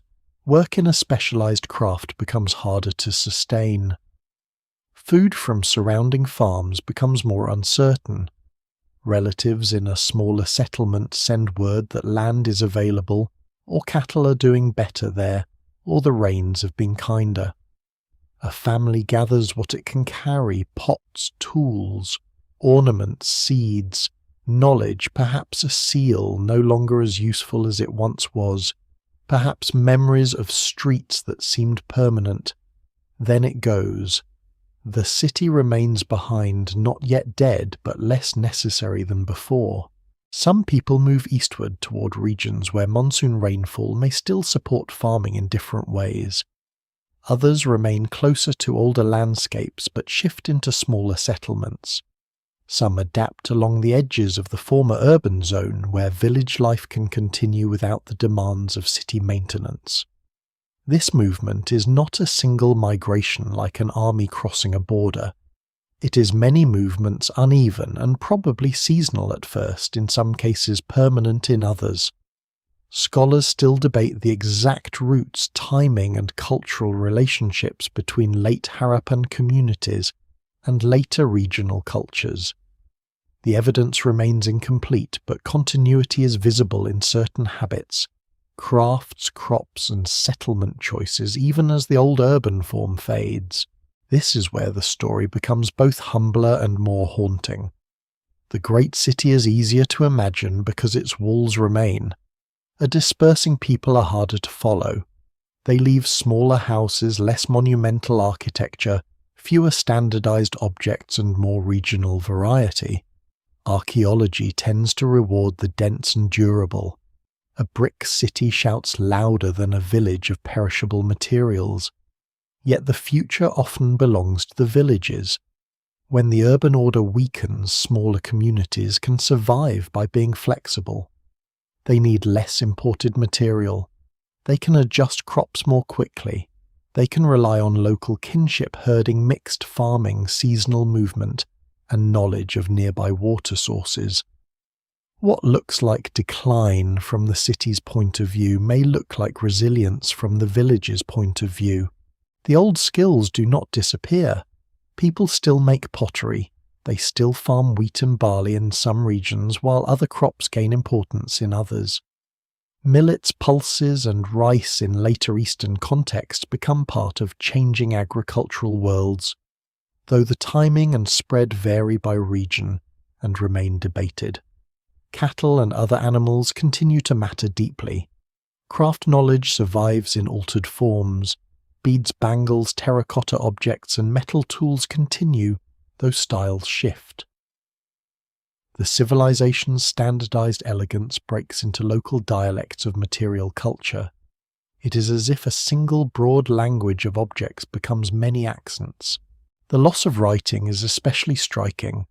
In the mature cities, the script appears on seals and small objects as a controlled sign system. During and after the urban decline, its use diminishes until it disappears from the archaeological record. This does not necessarily mean that people forgot all forms of marking or memory. They may have relied more on oral tradition, local symbols, perishable writing materials, or systems that have not survived. But the script's disappearance cuts the thread modern observers most desperately want to follow. If people carried stories from the cities into village life, those stories were not preserved in a readable form. Names could survive for a while in speech perhaps attached to places, ancestors, rivers, or ruins, but speech is fragile when no durable record protects it. The dispersal also changes identity. In the mature urban phase, shared standards helped create a recognizable world across great distances. A seal from one city could belong to the same cultural universe as a weight or bead from another. After the decline, regional identities become stronger. Communities adapt to local soils, rainfall, rivers, and neighbors. Some old symbols lose relevance. New customs take root. This does not require a clean break. Human identity often changes by layering. People can carry old techniques while adopting new styles. They can remember an ancestral city while living in a new village. They can keep a craft method but lose the meaning of a symbol. Over generations, continuity and forgetting become impossible to separate. The long dispersal may also have helped preserve life precisely by sacrificing the city. A large urban system can become a trap when conditions change. Its size, complexity, and dependence on broad coordination make it impressive in good times and vulnerable in bad ones. Smaller settlements, though poorer in spectacle, can be more resilient. They spread risk. They require less centralized maintenance. They can move more easily if water fails. They can survive without long-distance trade. No single explanation fully accounts for every regional pattern, but the shift away from large cities appears less like simple ruin and more like a rebalancing of human life across a changed landscape. At the same time, something profound is lost. Streets that once carried thousands fall quiet. Drains clog with silt. Wells fill. Kilns cool. Workshops empty. The seal cutter's craft loses its old purpose. The standardized brick ratio once repeated across a civilization becomes less important. A child born generations after the dispersal may still hear of old mounds where ancestors lived, but the meaning of those mounds may blur. Were they cities, sacred places, ruins of forgotten people, dangerous ground, sources of brick? Without writing that later generations can read, even accurate memory begins to soften into fragments. The people survive, but the civilization as a shared urban order does not. That distinction matters. Too often, ancient collapse is imagined as disappearance into nothing. Here, the more unsettling truth is that life goes on while history loses the shape of what came before. The descendants of the river cities may have carried habits, crops, animals, stories, and genes into later populations, but the name of the civilization, its language, its political system, and the meanings of its symbols slipped away. The long dispersal turns a once connected world into many smaller continuities. The river civilization is not buried in one day. It is carried outward in human hands, broken into local memories, and slowly made unrecognizable by survival itself. Once the cities lose their old authority, memory begins to loosen as well. At first, the past is not forgotten. People who leave a city can still remember its streets, its wells, its crowded lanes after rain, the feel of baked brick under bare feet, the sound of craftsmen working in shaded rooms, the smell of grain and animals near the edges of settlement. They can remember the route back. They can remember who lived in which house, where a wall collapsed, where floodwater once rose, where a family buried a child, where a seal cutter worked with extraordinary patience. But memory held in living bodies is vulnerable. It must be repeated to survive. It must remain useful. And when the old city no longer anchors daily life, its details begin to fade with the people who carried them. The river civilization does not appear to have left later generations a readable archive. That absence matters more than almost anything else. In Egypt, names of kings cling to stone for thousands of years. In Mesopotamia, clay tablets preserve tax accounts. Myths, letters, lawsuits, school exercises, and royal boasts long after the cities themselves are ruined. But here the surviving signs remain undeciphered, brief, and disconnected from later memory. If there were longer texts on wood, cloth, bark, or other perishable materials, they have vanished. If oral traditions preserved the names of cities or rulers for a time, they eventually slipped into forms that cannot be securely traced. The evidence remains incomplete, and scholars still debate how much cultural memory passed into later traditions, but the direct line has been broken. The landscape helps break it. A river that changes course does not merely alter agriculture, it alters meaning. A city beside flowing water can be a centre of trade, ritual, work, and identity. A city beside a dry channel becomes something else. It becomes a mound. It becomes a source of brick. It becomes a strange rise in the plain where pottery fragments emerge after rain. Later villagers may know the place, but knowing a place is not the same as remembering its history. They may give it a local name, attach a legend to it, avoid it, farm around it, dig into it, or build from it. Over centuries, the original name disappears beneath new names, new languages, new boundaries, and new explanations. This is one of the cruelest forms of erasure because it does not require violence. No army has to burn every record. No ruler has to forbid memory. Ordinary usefulness is enough. A brick from an ancient wall can become part of a new house. A mound can become a convenient source of material. A field can be ploughed over a buried street. A well can fill with silt until no one remembers that it was once lined with careful rings of fired clay. The past is not hated. It is simply used, covered, and misunderstood. What survives in the record suggests that many ancient sites were disturbed long before modern archaeology arrived, not out of malice, but because people living nearby had immediate needs. Later cultures across South Asia developed rich traditions, cities, rituals, languages, and texts of their own, but they did not clearly preserve a historical memory of Harappa, Mohenjo-daro, or the wider urban world in a way modern scholars can identify with confidence. This does not mean there was no continuity at all. Continuity may survive in crops, craft settlement habits, symbols, religious ideas, stories, or inherited practices that changed meaning over time. human culture is rarely erased cleanly. But continuity is not the same as conscious memory. A custom can survive after its origin is forgotten. A symbol can be reused after its first meaning has changed. A people can inherit from a civilization without knowing its name. The dry river channels add another layer of mystery. Across parts of the northwestern plains, ancient beds lie like ghost lines under sand and farmland. Some are visible in satellite imagery, others in sediment soil moisture and the distribution of archaeological sites. To ancient inhabitants, these channels may once have been familiar corridors of water, grazing travel and settlement. To later people, they may have been seasonal streams, dry depressions, or sacred memories of rivers no longer fully present.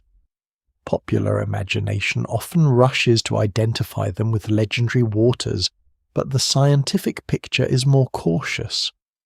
River histories are complex, and no single explanation fully accounts for every channel, settlement, and tradition. Yet the emotional force of a vanished river is undeniable. When water disappears, memory searches for a story large enough to hold the loss. Ruins without names invite invention. A mound on the plain can become the work of giants, spirits, ancient kings, demons, forgotten ancestors, or simply people from a time before anyone's grandfather could name. This is not foolishness. It is how human beings often relate to deep remains before archaeology gives them a different language. The earth presents fragments without explanation, and communities supply meaning through stories. A carved seal found by chance may be treated as a charm curiosity or useless stone. A bead may be worn again without knowledge of the workshop that made it. A brick wall beneath a field may be understood only as old, not as part of one of the world's first urban systems. The absence of monumental ruins also makes forgetting easier. Stone pyramids resist being mistaken for hills. Mud brick cities are more discreet. They slump, erode, and merge with the land. Their outlines soften under wind and rain. Their streets fill with debris. Their upper walls collapse into the rooms below. Baked bricks survive better than mud brick, but they are useful enough to be removed. A great deal of the civilization's physical presence was therefore vulnerable to both nature and human recycling.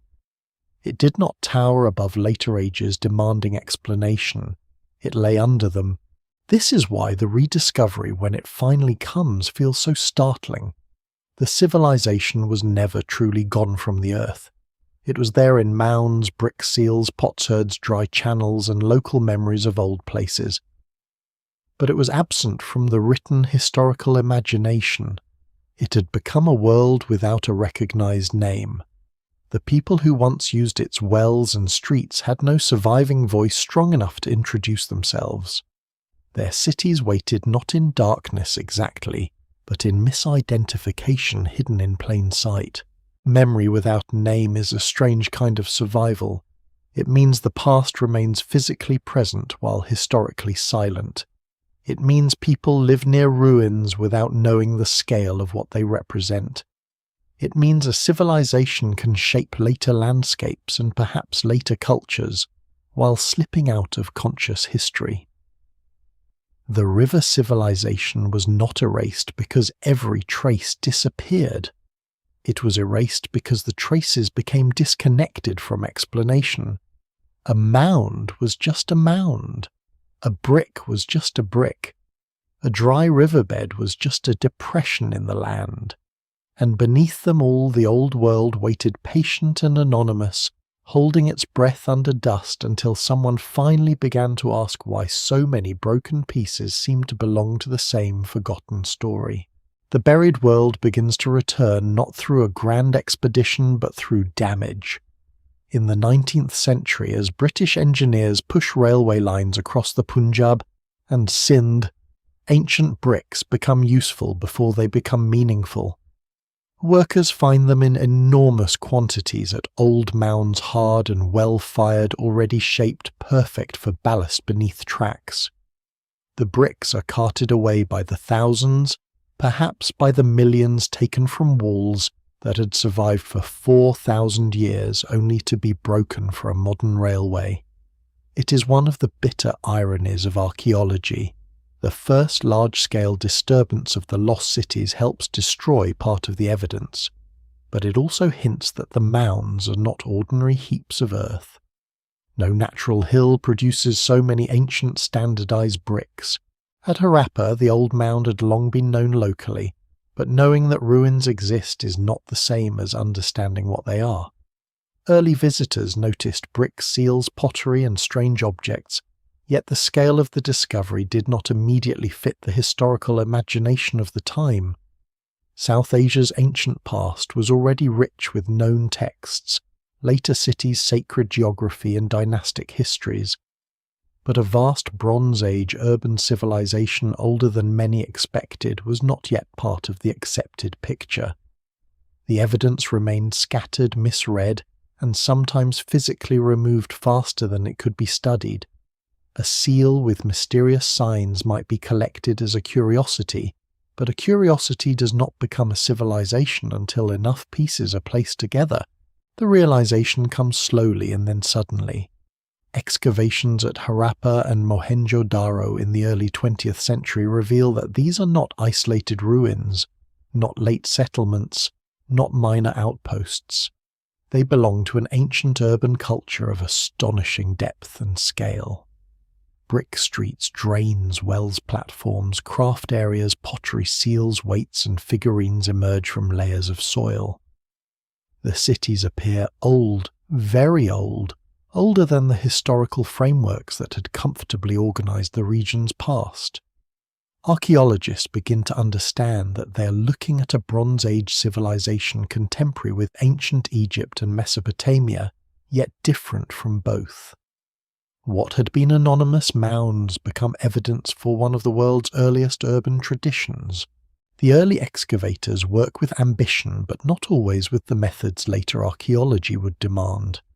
Great trenches expose buildings and streets, but some delicate layers are lost or poorly recorded by modern standards. Chronology is still developing. Pottery sequences are being worked out. Scientific dating methods are not yet available in the way they will be later. The desire to uncover impressive architecture sometimes outruns the patience needed to understand small changes in occupation, diet, craft, disease, and environment. This is not unusual for archaeology of that era, but it matters. Some information destroyed in the first rush of discovery can never be recovered. The rediscovery of the civilization is therefore both a triumph and a wound. Still, the scale becomes impossible to ignore. More sites are identified across a huge region from the Indus Plains to the Gagha-Hakra region, from Baluchistan to Gujarat, from large cities to small villages. The civilization is not one city. It is a network. It covers an area larger than many early scholars had imagined possible for such an ancient urban world. The same kinds of seals, weights, bricks, pottery traditions, ornaments and planning habits appear across vast distances. Scholars still debate the exact boundaries because cultural influence does not stop neatly at a line on a map, but the broad pattern is undeniable.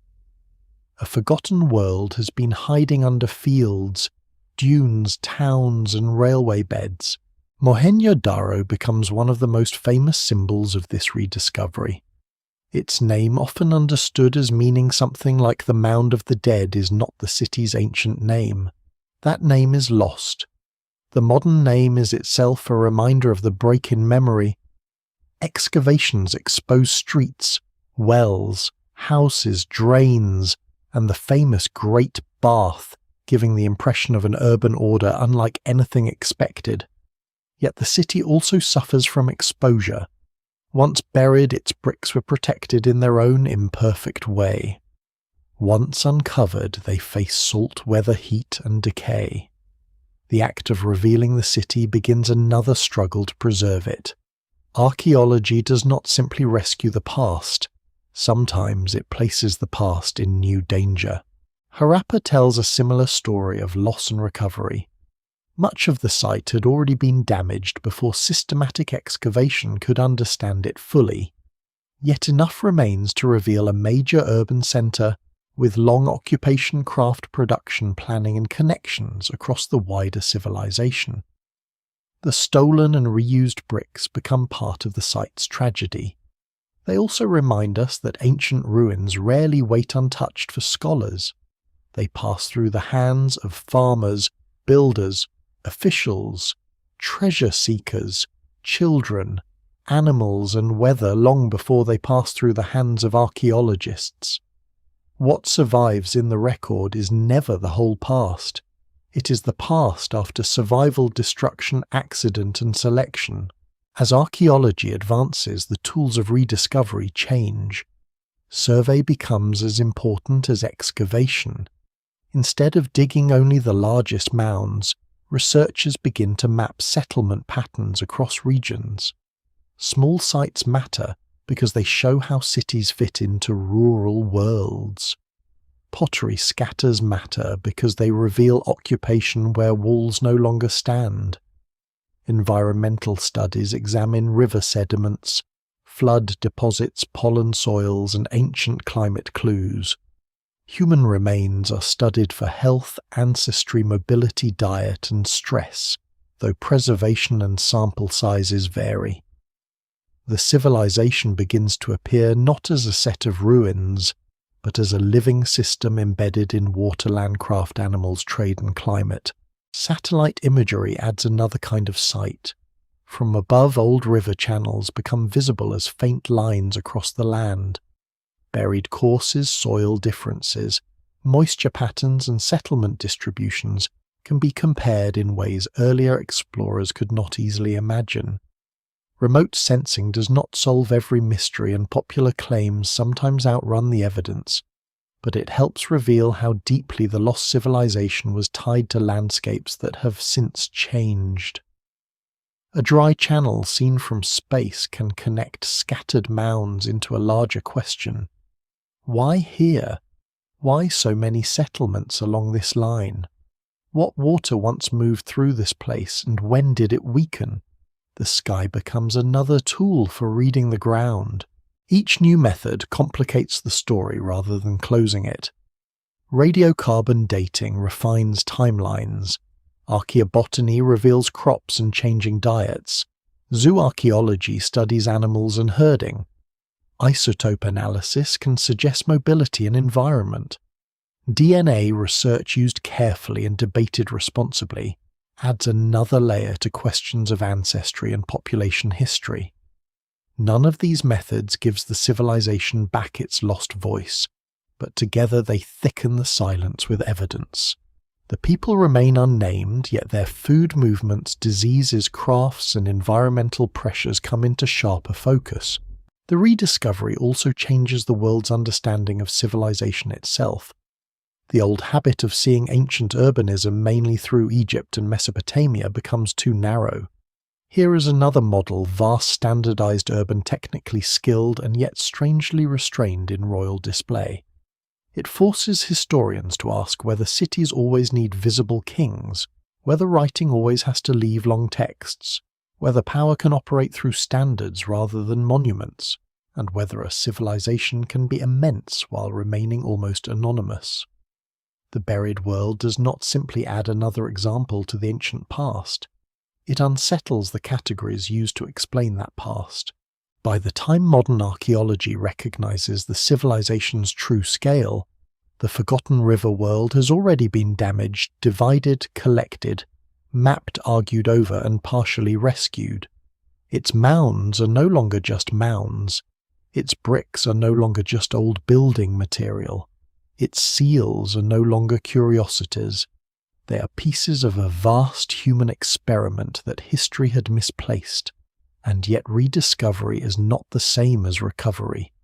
The ancient names are still missing. The script remains unread.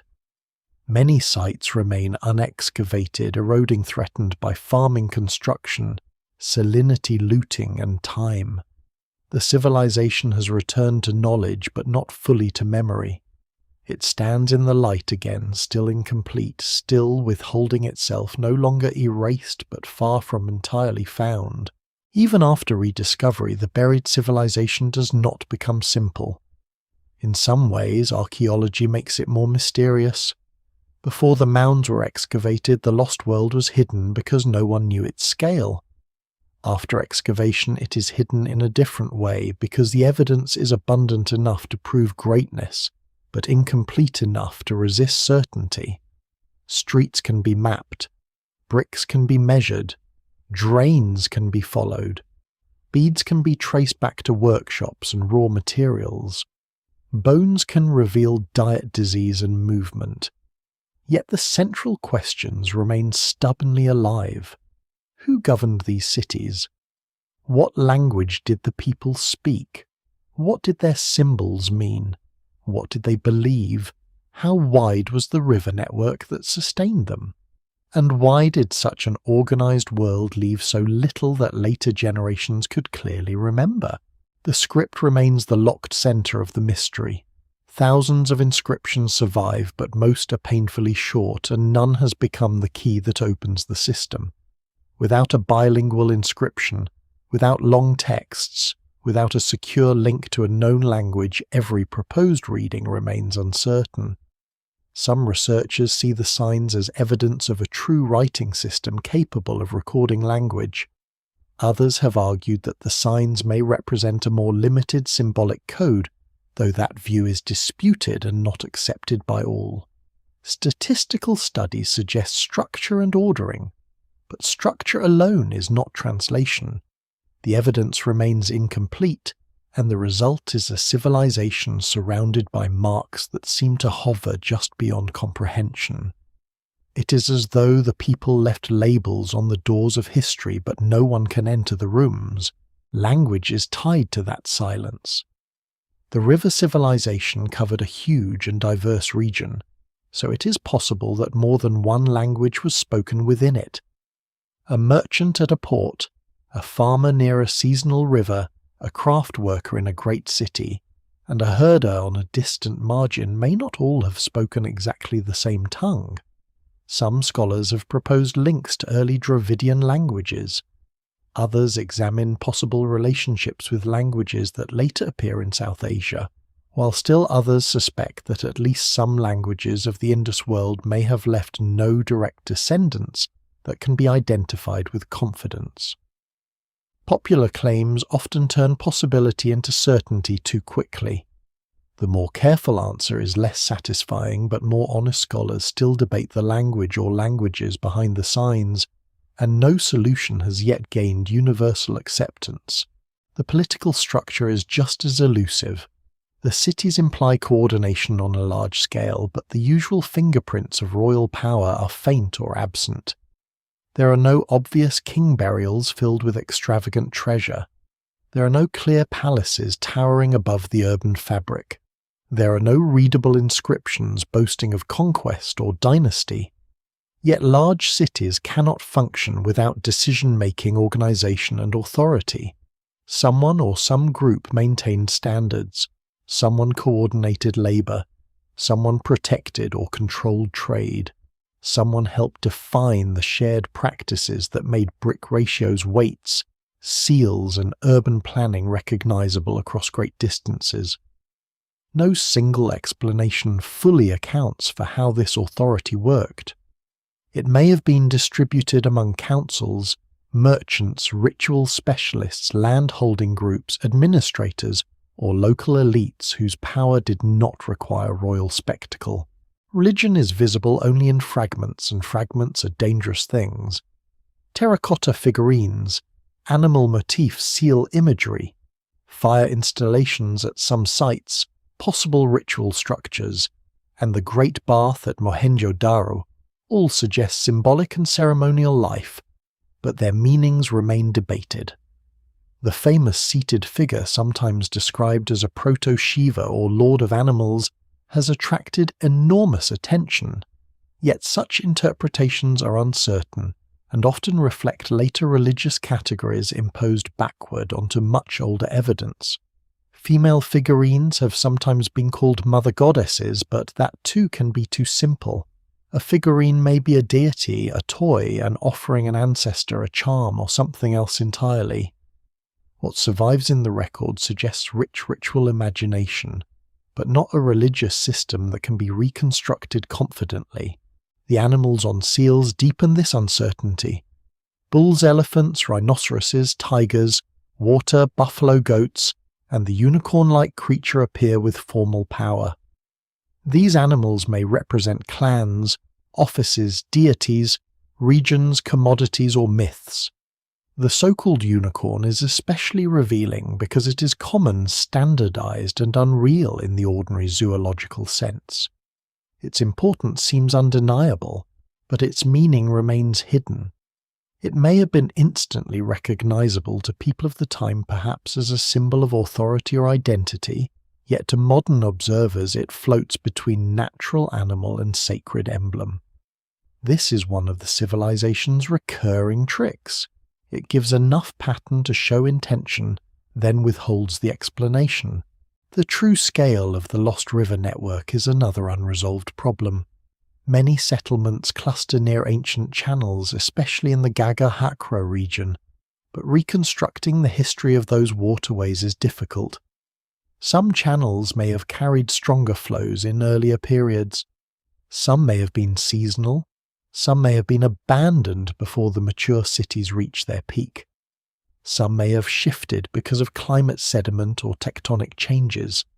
Satellite imagery, sediment studies, and archaeological surveys have sharpened the question, but they have not turned it into a single clean story. The old desire for one mighty vanished river is understandable, because it gives the civilization a dramatic spine. The evidence, however, points toward a more complex landscape of changing water, where different communities depended on different combinations of rivers, floods, rainfall wells, and local adaptation. Migration and ancestry add another layer of caution. Human populations do not behave like blocks moving neatly across a map. They mix, settle, move, marry, absorb, and change over long periods. Archaeology, linguistics, and genetics each provide clues, but they do not always answer the same questions. The people of the river civilization were part of deep South Asian population histories, and wider networks of contact and later populations likely inherited many strands from them. Yet turning that broad continuity into simple identity claims is risky.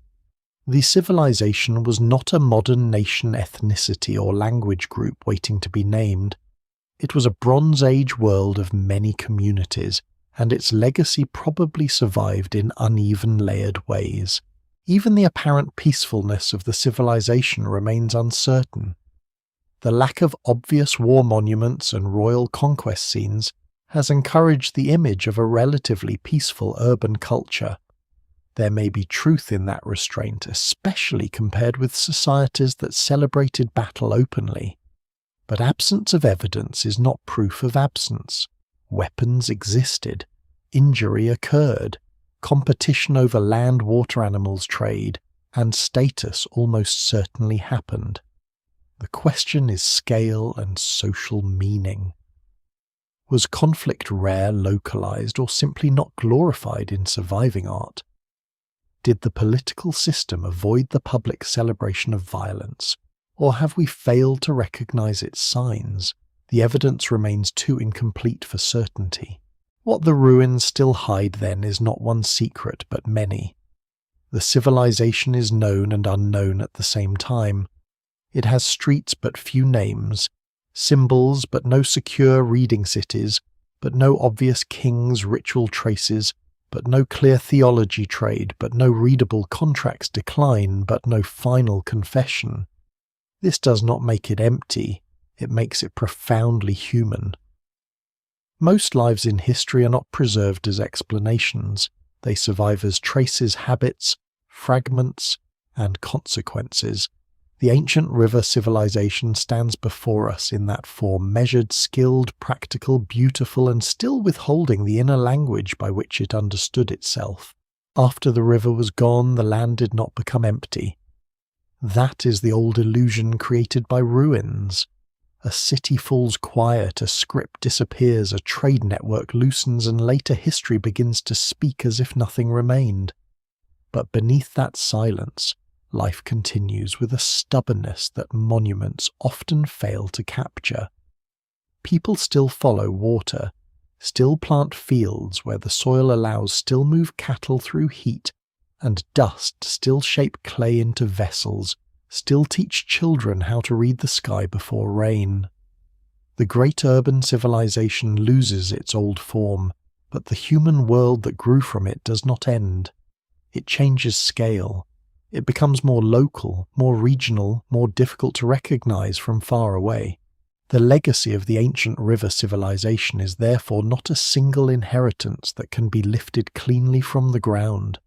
It survives in fragments, in habits, in possibilities. Some agricultural practices continue and change. Cattle remain central in many later landscapes. Craft traditions echo forward in altered ways. Settlement knowledge persists, though not always attached to the old cities. The evidence remains incomplete, and scholars still debate how much of later South Asian cultural life can be traced directly to the Bronze Age river world. But it would be equally wrong to imagine a clean break, as if the people walked away and left nothing behind except bricks. Civilizations do not vanish like lamps being blown out. They enter the future unevenly. The most visible things disappear first. The great seals fade from use. The script stops being written on durable objects. The large cities no longer dominate settlement patterns. The old standardized systems lose their wide authority. These losses are dramatic to archaeology because archaeology can see them. But other things may pass onward without leaving obvious labels.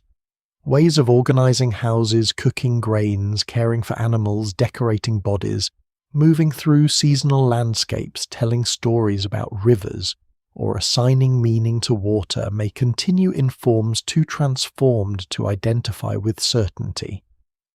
What survives in the record suggests continuity mixed with reinvention, not simple survival and not total erasure. This is why the civilization remains so powerful in the modern imagination. It stands at the edge of recognition. It is close enough to feel foundational, yet distant enough to resist possession. Many later peoples lived across the same broad lands, spoke later languages, built later cities, composed later texts, and imagined later sacred geographies. The river civilization came before many of those clearer historical voices, and because it left no readable explanation, it becomes a kind of deep ancestor whose face is hidden. Modern debates sometimes try to claim it too confidently, turning uncertainty into certainty for reasons that belong more to the present than the past. But the ruins ask for patience. They remind us that the ancient world was not waiting to fit modern identities. The landscapes themselves preserve a quieter legacy. Dry channels still shape fields and settlements.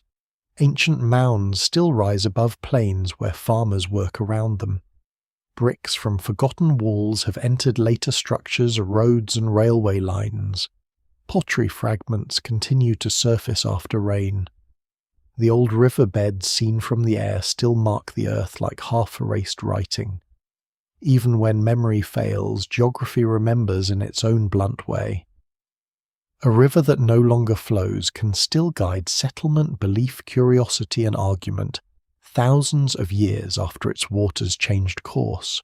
There is also a legacy in the questions the civilization forces historians to ask. It challenges the old assumption that early cities must revolve around visible kings.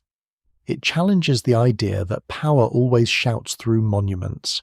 It challenges the habit of measuring civilization only by palaces, armies, conquest, and long royal inscriptions. Here is an ancient urban world that seems to have invested heavily in wells, drain standards craft and the management of ordinary life. That does not make it peaceful, equal, or utopian. No single explanation fully accounts for its social order, but it does suggest that complexity can wear a quieter face. The Lost River civilization also changes how collapse is understood. Its ending is not best imagined as a single night of fire. It is better seen as a long transformation under pressure, climate stress, shifting rivers, weakening trade, changing settlements, social adaptation, and the steady movement of people toward new ways of surviving. This kind of collapse is more unsettling because it is less theatrical. It shows that civilizations can lose themselves gradually while daily life continues. A person can leave a city for practical reasons and never know that in doing so they are helping history turn a page that no one will read for 4,000 years. And yet the story is not only one of loss. The people endured. They carried seeds, animals, tools, ornaments, stories and skills into new landscapes. They adjusted to changed water. They built smaller communities where large cities no longer made sense. They became ancestors of future populations in ways that are complex, layered, and still studied carefully. The civilization was erased from memory, but its people were not erased from time. They moved into it.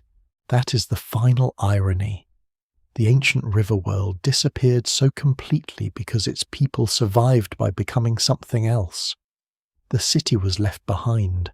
The seal lost its power. The script fell silent. The river weakened or moved, but human life continued beyond the ruins, and survival itself helped blur the memory of what had been lost. In the end, the civilization was not swallowed only by dust. It was also absorbed by the future, broken into countless living fragments, too ordinary to be recognized as the remains of greatness. Today, when the sun lowers over the dry channels and the mounds cast long shadows across the fields, the old world is still there. It is there in fired brick under the soil, in beads resting in museum drawers, in undeciphered signs cut by hands that expected to be understood, in satellite images of rivers that no longer run, and in the unanswered space between archaeology and memory. The ancient river civilization was erased from history but not from the earth. It remains as a warning and a wonder that even a vast, ordered, brilliant world can lose its name and still leave enough behind to make the silence speak. And so the river settles back into darkness, not as water but as memory. The plains grow quiet again. The old cities lie beneath dust-fields, roads and modern borders. Their bricks no longer hold up roofs. Their wells no longer ring with morning footsteps. Their seals no longer pass from hand to hand in markets crowded with merchants, animals, grain shell, stone and cloth. Yet the absence is not empty. It is full of traces, full of small survivals, full of things that refuse to vanish completely. A broken bead can outlast a voice. A drain can outlast the name of the person who cleaned it. A dry riverbed can outlast the maps that once needed it. Time does not preserve what human beings most want preserved. It does not always save names, songs, loves, fears, or the reasons behind a symbol carved above an animal on a seal. It saves brick, bone, ash, potsherds, soil stains, and the patient curve of a channel under sand. From these the lost world must be rebuilt carefully, never completely, always with humility. The people of the river civilization did not know they were becoming mysterious. They lived inside ordinary urgency. Water had to be drawn. Food had to be prepared. A child had to be comforted. A wall had to be repaired before the rains. A trader had to trust a seal. A craft worker had to steady the hand and finish the bead. Their lives were not symbols to themselves. They were days repeated and fragile, held together by skill, habit, and hope. Then the rivers changed and the cities changed with them. The old order loosened, people moved on. The world they had built dissolved into smaller worlds and memory thinned behind them. But somewhere under the quiet ground the pattern remained. Streets still crossed streets. Wells still descended into the earth. Signs still waited on seals, unread but not meaningless. In the end, the Lost River civilization leaves one last image a dry channel, under evening light almost invisible unless one knows how to look. It curves through the land like a question that time never answered. Once water moved there. Once people built beside it. Once a city woke at dawn and no one imagined it could ever be forgotten.